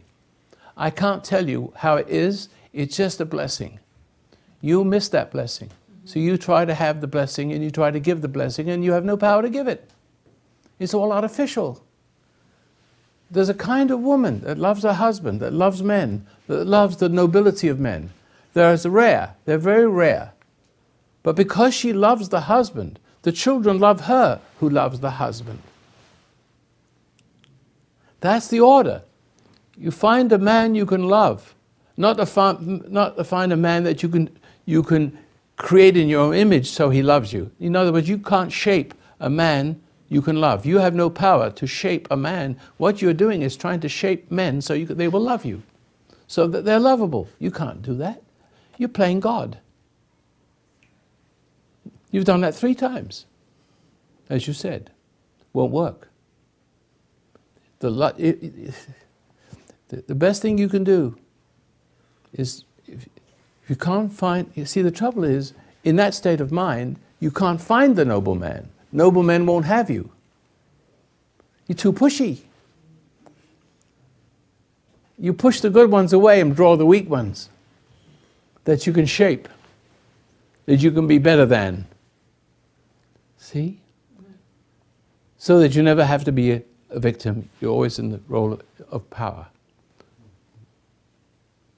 The power of the devil, if you want to put it in simple terms. You need to be saved from that power, not impose it as if it was virtue. As if you had a right and a power you really don't have. It's very, very confusing. See, and I think you understand what I see you nodding your head, in a way that. How are you feeling, Yuta? We're both watching and operating the camera together. Interesting. Well, she's smiling. It still really hurts. I know. I didn't want to create a artificial time. Right, I realize that. But I understand it wasn't artificial with our friends here, but it may be just a little premature because this is new for you. That's why I want to continue to very do new. this. It's very new to you now. That's why I need to do this. You didn't expect this, did you? No. You didn't know it was lurking in there. No, I knew there was something in there, but I didn't know that this would get it out, and something is happening for sure. So you live on your own? Yes. Good. That's good. You won't scare the wits out of people when it comes out. That's right. If the fire department comes one night, don't say anything. Right. If you say you're having an exorcism, they take you to the loony bin. Yeah, right. They'll take me in. Okay. But you understand it's in there. Everybody. Yes. Steve. This morning, when the lady who was up there who had loved her father all her life, but felt something was telling her she shouldn't, I had a little minor exorcism, and I think it was one of the great final steps, yeah. What happened to you? Well, both my mother and my father carried what I would call a virus of doubt, especially of males. Yes. Neither one of them had a comfort level at loving the obvious goodness in another person. This little virus would interfere, if it was a male especially, and say, oh, be suspicious of this, inquire, not just allow you to notice. But that was that transferred to you? Yes, I think I picked up a lot of that. Yes. And my father had many fine qualities. He was an excellent teacher, example in many ways. And I could always sense when this little thing sort of started to take over. When I was young, I didn't have language for it. And I didn't hate him for it. I always loved him for all the other stuff. But the time came when he left the family for many years. And so his good presence wasn't there for me anymore. And Mama's presence? And Mama had the virus a little worse. Yeah. Because she had kind of a combination He's being very polite, you understand. He's a lawyer. Well, allegedly. She had a slight case of what this nice redheaded lady down here has, of promoting herself to king and judge, taking the example of failing of a man, maybe one that has a lot of very good qualities also, and saying, gee, he goofed there, he must be no damn good in any respect. It didn't take much to trigger that, did it? No, and this lady but is carrying something. Did that pass to you, though? That passed into you? Yes, it did. And so there was always a little something lurking around me up until I think it sort of started to say bye-bye this morning when it realized it was under observation. See? And it's kind of flying away. It's under observation. It doesn't like to be watched. Yeah. And when I say bye-bye, I don't necessarily mean to say bye-bye Mama or bye-bye Papa, but bye-bye that thing that I realized was infecting and dominating at times Mama and Papa. Yes, you see, it came through them. I think are we all clearer now? It acts through you, it thinks through you, and it wants through you, and you think it's wanting, and you thinking. And you take blame for the action, or you struggle against it, but the struggle is hopeless. See, you empower it.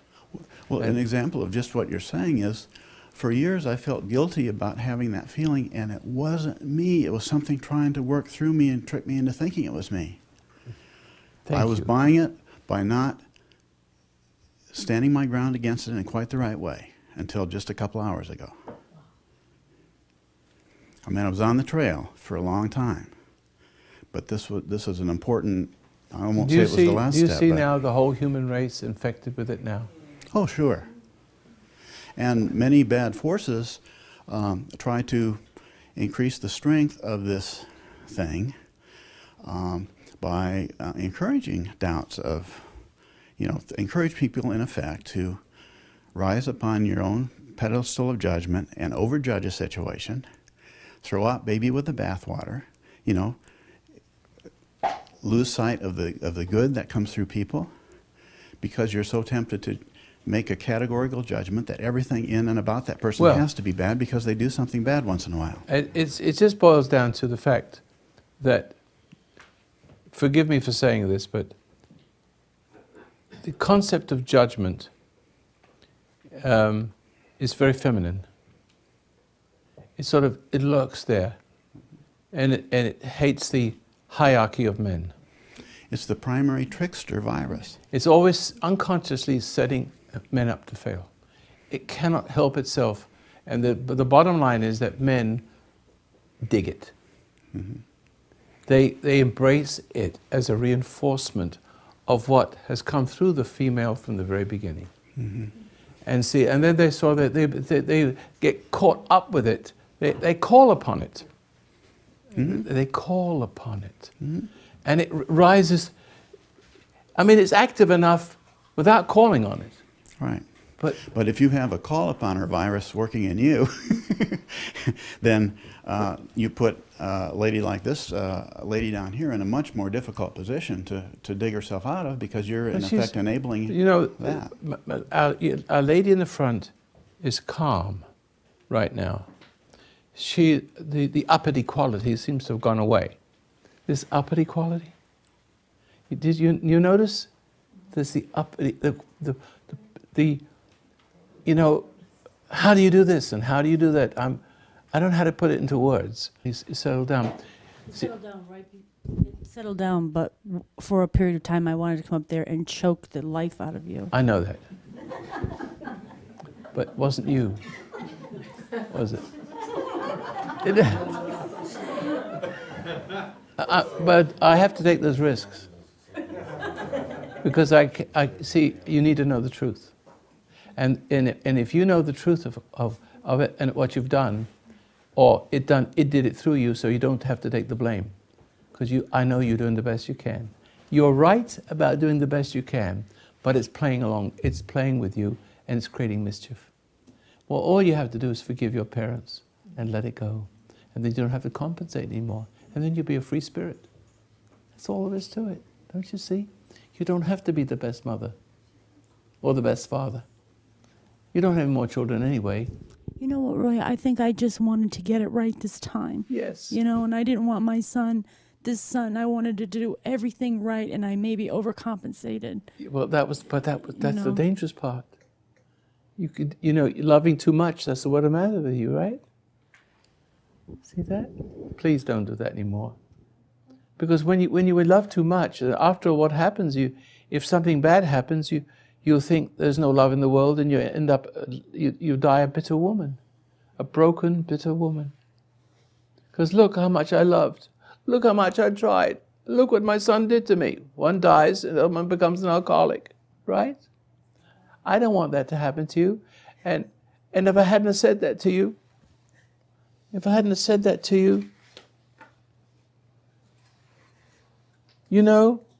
you might catch this in the nick of time now. Have a nice talk with your son. Tell him what the mistake you made. Tell him that you hated your father, and you wanted a real man, and you thought you could make one, and you got a man, and you tried to make him men, and they didn't want, and you got disappointed, and you tried, and he became an alcoholic, and here you were, my first son. I wanted so much to be the father, so I had to be the father. But you didn't understand by finding a weak man and putting him on a pedestal and trying to make him the man to be the right father. You're playing God. See that? That's all. You good woman. I'm sure glad you didn't choke me. I really wanted too bad. I know, but I really did. But you look so calm while you're wanting to do it. I know. That's how mean I could be. I know. I'm sorry. No. For wanting to do that. But aren't you better now for understanding it? Because I helped to prevent the next tragedy. I'm so grateful. I'm so grateful. And I feel so relieved. And I appreciate it so much. I really do. And I wish that you could bring salvation to people in the right way. Like, this is the right way. And I don't know, I don't want to get off on a tangent, but I'm just very grateful for you. I'm so glad. And I appreciate it.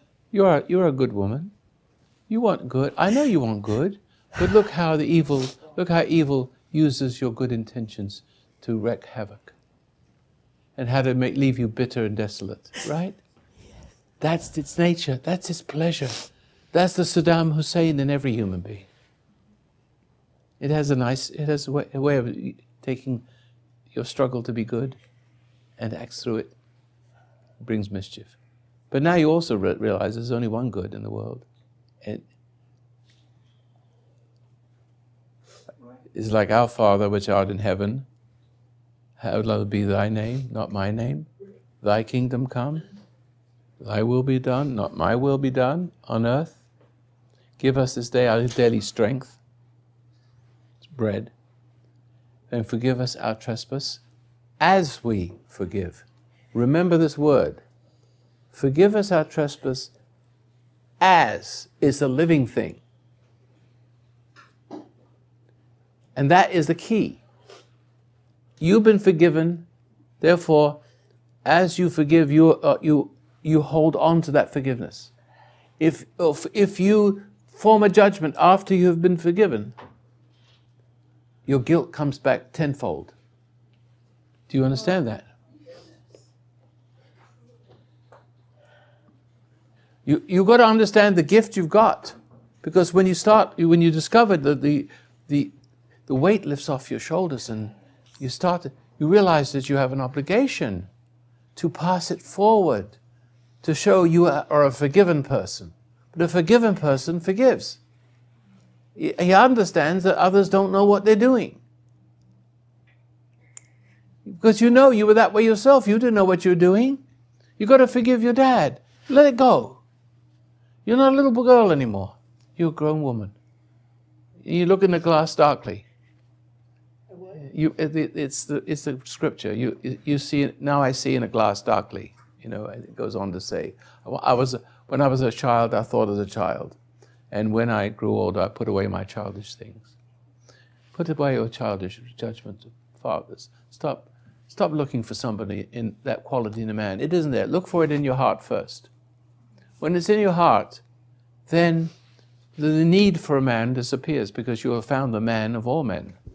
But I thought my need for a man disappeared because I figured it was more like a fuck 'em instead of, I'm sorry, I didn't mean to say that. We're on the internet. So it was more like a screw 'em, I don't need 'em, forget about 'em need than a real, what you're saying. Yes. Yeah. So to hell with them. Yeah. It's not the same thing. Right. It's sort of like I feel like a whole, complete person. It'd be nice if I had a companion. Right. And you go about yourself with great dignity, with no bitterness, not fishing, not looking to create a man to make your life complete. Find God to make your life complete. And the man is really the spirit of men. If you try to shape, if you think you're better than men, if you think you could find a man that you can shape that will love you and love your son, you're playing God. You can't reform what is deformed. You can't give form to a deformed man. Your love can't save a deformed person. But it's your pride in you that makes you think you can. It's pride. But that pride isn't you.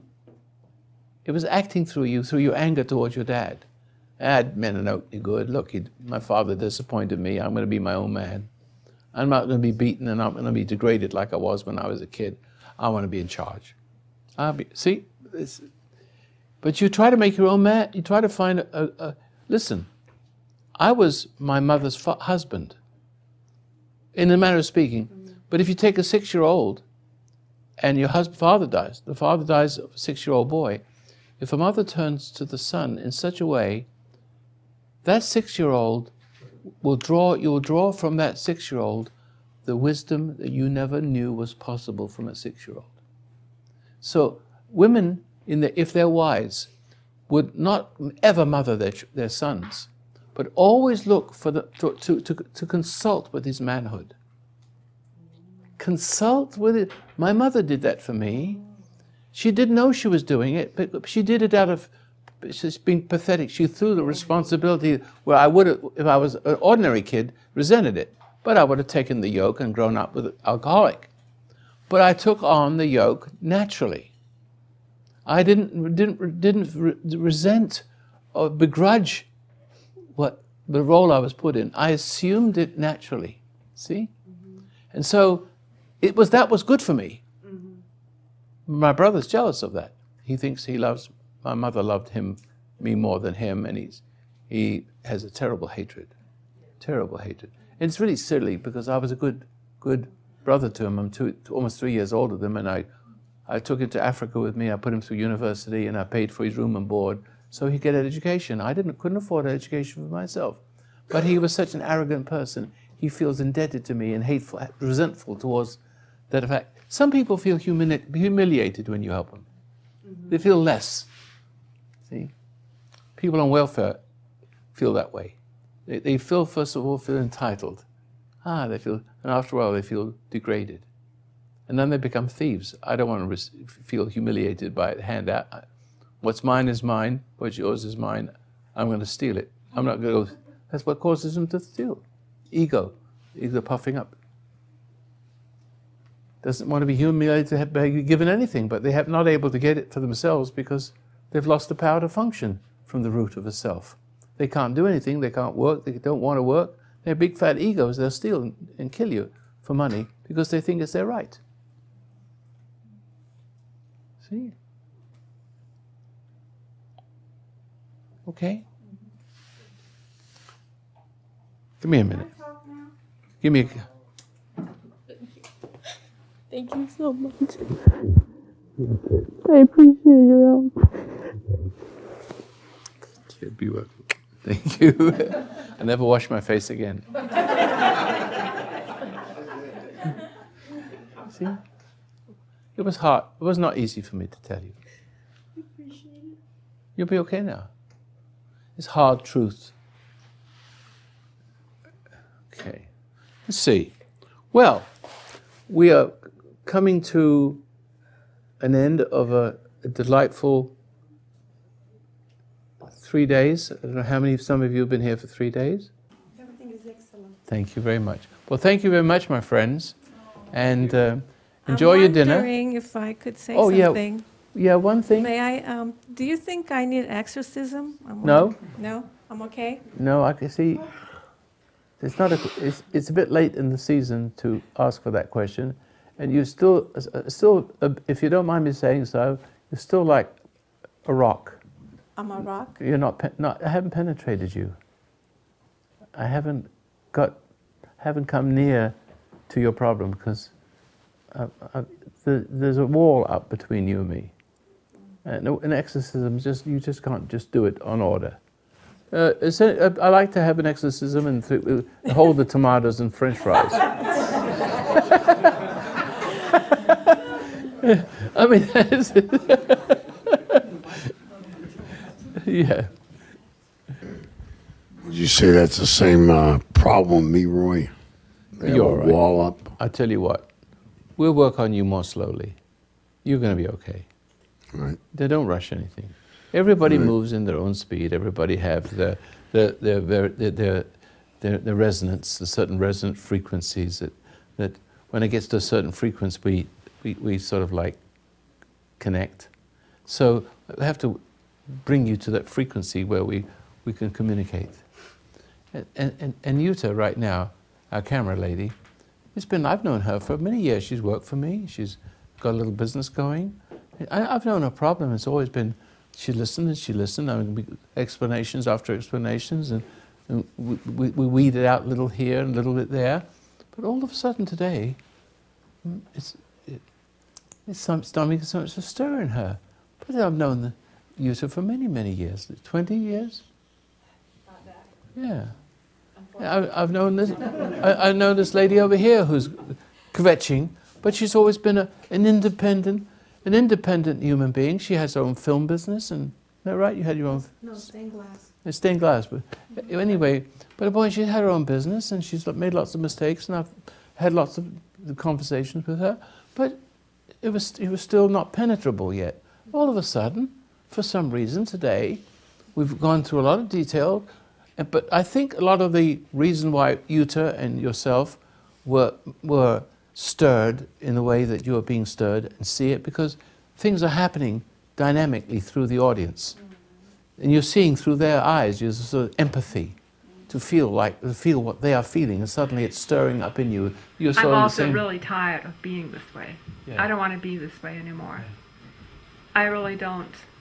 But isn't that the way it is? There's something really hard in here and stubborn that There's something hard and stubborn? Yes. But I don't know. I can't get it to come out. I mean, I know I can't do it. But I know that my dad was very stubborn and very hard. Although I think that his hardness was just a cover up for how sensitive he was. Yes. And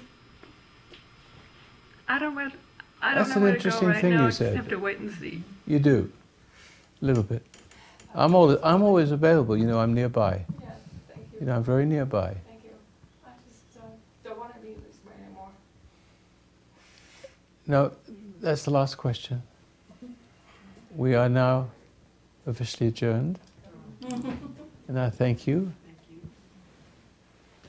Nice to see you, Chuck. Thank you. Yeah, nice to see your wife. I'm happy to be of service to her. And I was single until I was 44, and getting married was the best thing that ever happened to me. if I remember, you had a huge exorcism one, didn't you? I mean, it was a Lulu.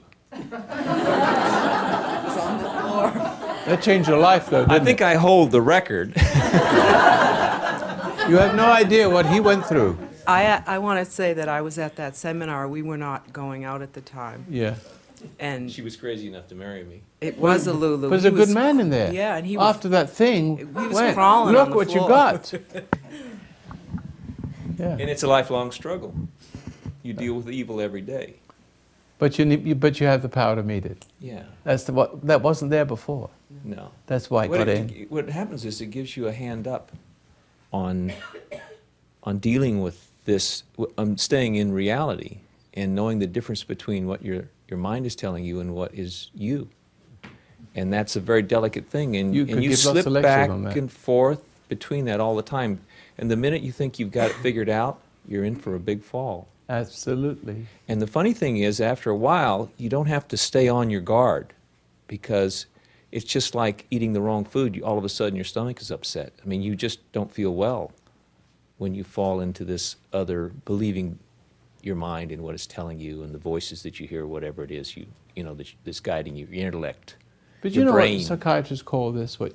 Insanity, and they treat you for insanity. But it is insanity. But it is, but it's very fun. But you can't. And you're treat it blessed. that. Yeah. Everything happens. I mean, like you say, your car breaks down in front of your house. Now you've seen what I was saying all along. Oh yeah. It's almost like you're walking in a bubble, and I've used just the phrase, you have a flat tire in front of a gas station, or it never happens that in a mischievous way. But it begins to happen to you day after day, and when people say, "What's the proof of God?" I kind of smile, because I say, "Well, You can't I explain don't it. need a proof.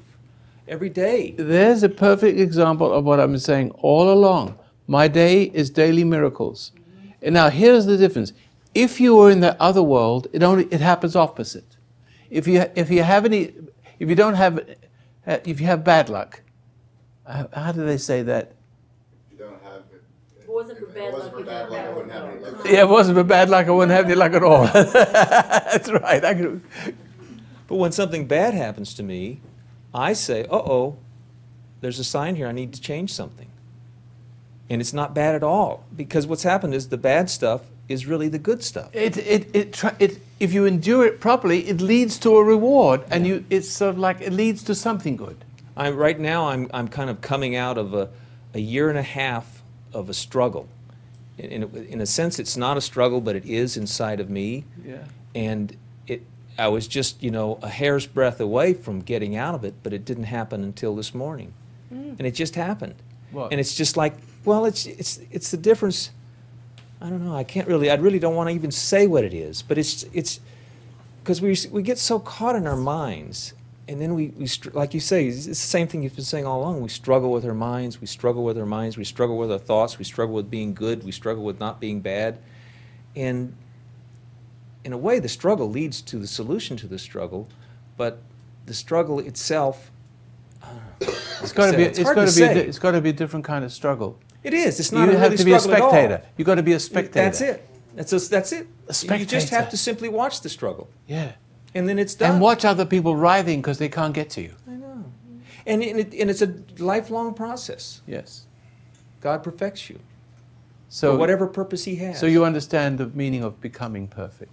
I understand the meaning of becoming perfect. You aren't perfect, No way. but you have the power to become where you never had it Yeah. before. Yeah. And it See? gives you faith in your Father. That's right. I mean, the scripture says, become perfect as your Father in heaven. I mean, it's beautiful. Where do you say? Everybody will tell you. The average preacher will say, you can't be perfect. I say, excuse me, let me show you to a place in John. Can you find John? Here. Hi, John. You keep talking, I'll find it. Because this is... Here it is, John.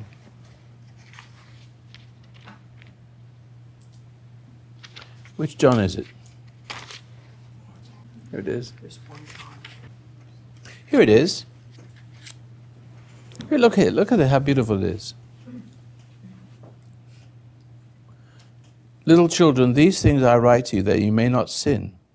But if any man sin, we have an advocate with our Father, Jesus Christ the just. Anyway, let me go further. He who says he knoweth him and keepeth not his commandment is a liar, and the truth is not in him. No, that's not it either. Oh, here it is. That's the preface. Behold, what manner of charity the Father hath bestowed upon us, that we should be called the sons of God. Therefore the world knoweth us not, because it knew not him. Let me see this. Oh, here it is. I'm trying to read to get to the nut of it. And everyone who hath hope in him sanctifies himself, as he is holy. Whoever committeth sin commits also iniquity. And sin is iniquity. And as you know, he appeared to take away our sins, and in him there is no sin. He who abideth in him sinneth not, and whosoever sinneth has not seen him or not known him. Little children, let no man deceive you, that he doth justice is just, even as he is just. And he that committeth sin is of the devil, for the devil sinneth from the beginning. For this purpose the Son of God appeared, that he might destroy the works of the devil. So, whoever is born of God committeth not sin, does not, for his seed abideth in him, and cannot sin, because he is born of God. In this the children of God are manifest, and the children of the devil. Whosoever is not just is not of God, nor is he that loveth not his brother. And it goes on to say, and the other things. But here he says, look what it says. Little children, let no man deceive you. See, he that committeth sin is of the devil, who is born of God cannot commit sin, for his seed abideth in him, and he cannot sin because he's born of God. Cannot. I've said you cannot sin because you can no more sin than you could do the right thing before you were saved from it. So you may make mistakes, but the big mistake is to struggle with it or make excuses for it. All you have to be is an observer. Say, of yourself you can do nothing. Even himself, Jesus himself said, of myself I could do nothing. The Father within me, he doth it. So why not you? Why are you struggling? If you understand that and you believe it, and now I've helped you to cross that little bridge. So call it what you like. Call it God, call it Jesus, call it Holy Spirit. I don't care what you call it. It is what it is. A rose by any other name is still a rose. But then eventually it's nice to come upon the real history of it. Isn't that right? The history of it is rooted in Judaism. It's all the way back to Abraham. It's a beautiful thing. Because he frees us. I mean, even Moses couldn't free the children of Israel. He had to kill some of them and wander around the desert until they died because you couldn't cure the thing that made a home in the whole race of people. Round and round they went in the desert for 40 years until all the people who were contaminated with the thing we're talking about today died off. The only thing I can think of that could have done so good is I should have had a radio program at the time. Or a television program would be better. Well, thank you very much for coming.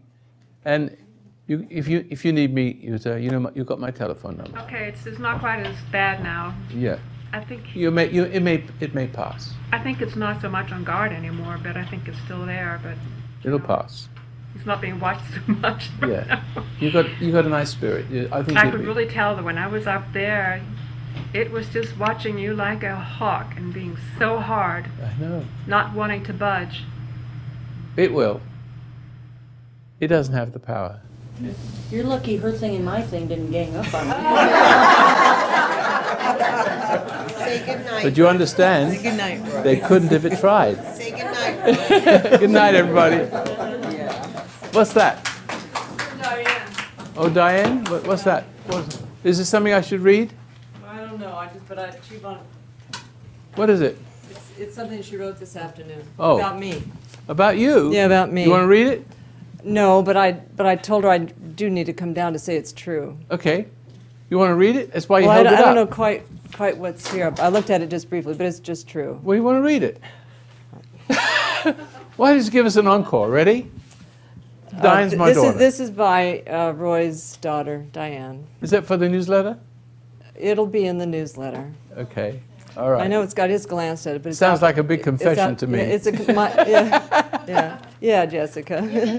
Yeah. Okay. Jessica's this is my not the granddaughter. I, as Diane saying. The ballet. I find myself. No, it's okay. I'm so sorry. I find myself wondering. This is a good shaming for me. Good. I find myself wondering why so many people complicate life.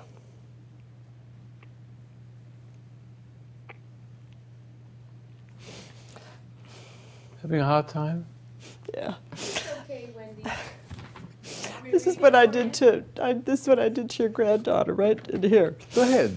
I spent valuable time. This will make you feel better. Thanks a lot, Diane. I spend valuable time in my life trying to steer people towards simplicity, but it seems that many people don't even know what simplicity is. I rarely lose my own simplicity. I love to be simple in everything I do. I think it's what God has protected in me most of all. I have seen the cruelty and complication. It is designed to distract. And is usually used as a device to degrade others, while the complicator stands like a bright flag above a path of confused victims. The complicator likes to create intrigue in everything he or she does, and usually appears to others as the one with all the answers. That's right. Again, that's me. Right, Elaine? That's government. I watched this, now I'm thinking of Connie too. I watched this weekend as a complicator spent valuable time seeking out its prey. I'm not the prey. The complicator looks for good-meaning people who are weak and stands as an authority on everything. It corrects its victims so that they are confused and hurt. It corrects the victims and make the victims worse by the correction. And like blood to a vampire, the complicator feels enriched by degrading its prey. I confronted the complicator as I watched with my own eyes her cruel advance on an unsuspecting victim. And that was Marilyn. The most fascinating things happen when you are simple. You confuse the complicator. Why are you talking to that person with such cruelty? I asked. Out of the mouth of the complicator came a million excuses as to why that person truly deserved the poisonous lip lashing. You are wrong to talk to her like that, I said. And again, I watched as she started. Thank you.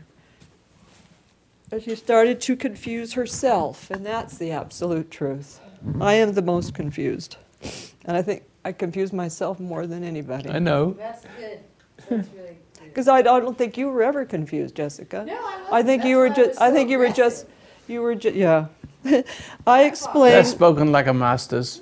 That explains that one day when I came in and sat on the couch, and you just like you just you yelled and wailed.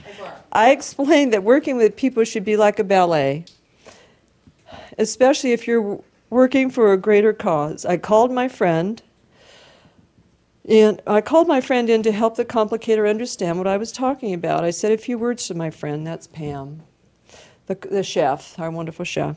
Pam told me, Wendy, told her why working with each other is like a ballet. My friend Pam knew exactly, without my explaining anything to her, what I was talking about. She shared her version of the joy of working with a person who keeps things simple. Both people always keeping in mind the task at hand and never mixing themselves up with a mission. That's good enough. Feel better now? If confessing your sins to one another? I didn't really need to read this. I mean, I love Diane. But you held it up, though. I figured you might as well read it. I mean, it feels laborious to read it, but it is, I think, important because I have hurt a lot of people. And I watched the camera was on a bit this afternoon, and I see, up in the office, watching things, and I've known Wendy for 30 years. And it's taken 30 years, to work the wrinkles out of her. And I love it, Wendy. She's a good person in there. And she takes correction. She does. Look, she's doing this on her own. But I did not see it. I did not see it. But I told you, but you said, I believe you because you told me. That's as close. I wish my wife would get as close as that. But it's Roy, the thing is about when you confuse people and you don't know that you're confusing them, you just want to straighten them out. Why don't they understand what you're saying? It's just if I said it a little better, a little clearer, you're like, why don't you get it? But it's what's in it. But you're the one that she don't see her own confusions. That's it. Do you understand now how this works? I mean, where's my television lady? You understand that people don't see their own confusions. They think of you that stand up bright and strong as the confusing one. See? I thought we finished our seminar here. Well, I was suggesting to Wendy that her situation is a lot like being a little fish swimming around in a bowl with an octopus that's kind of quietly crept onto her back years ago. It keeps one tentacle over her ear when it doesn't want her to hear something, over her eye when it doesn't want her to hear something, and is quiet as a mouse and does not like its own existence even to be suspected. I'm not so sure octopus do that, because that fish would have been eaten a long time ago in spite of This is a virus octopus. Oh, virus. Good night, everybody.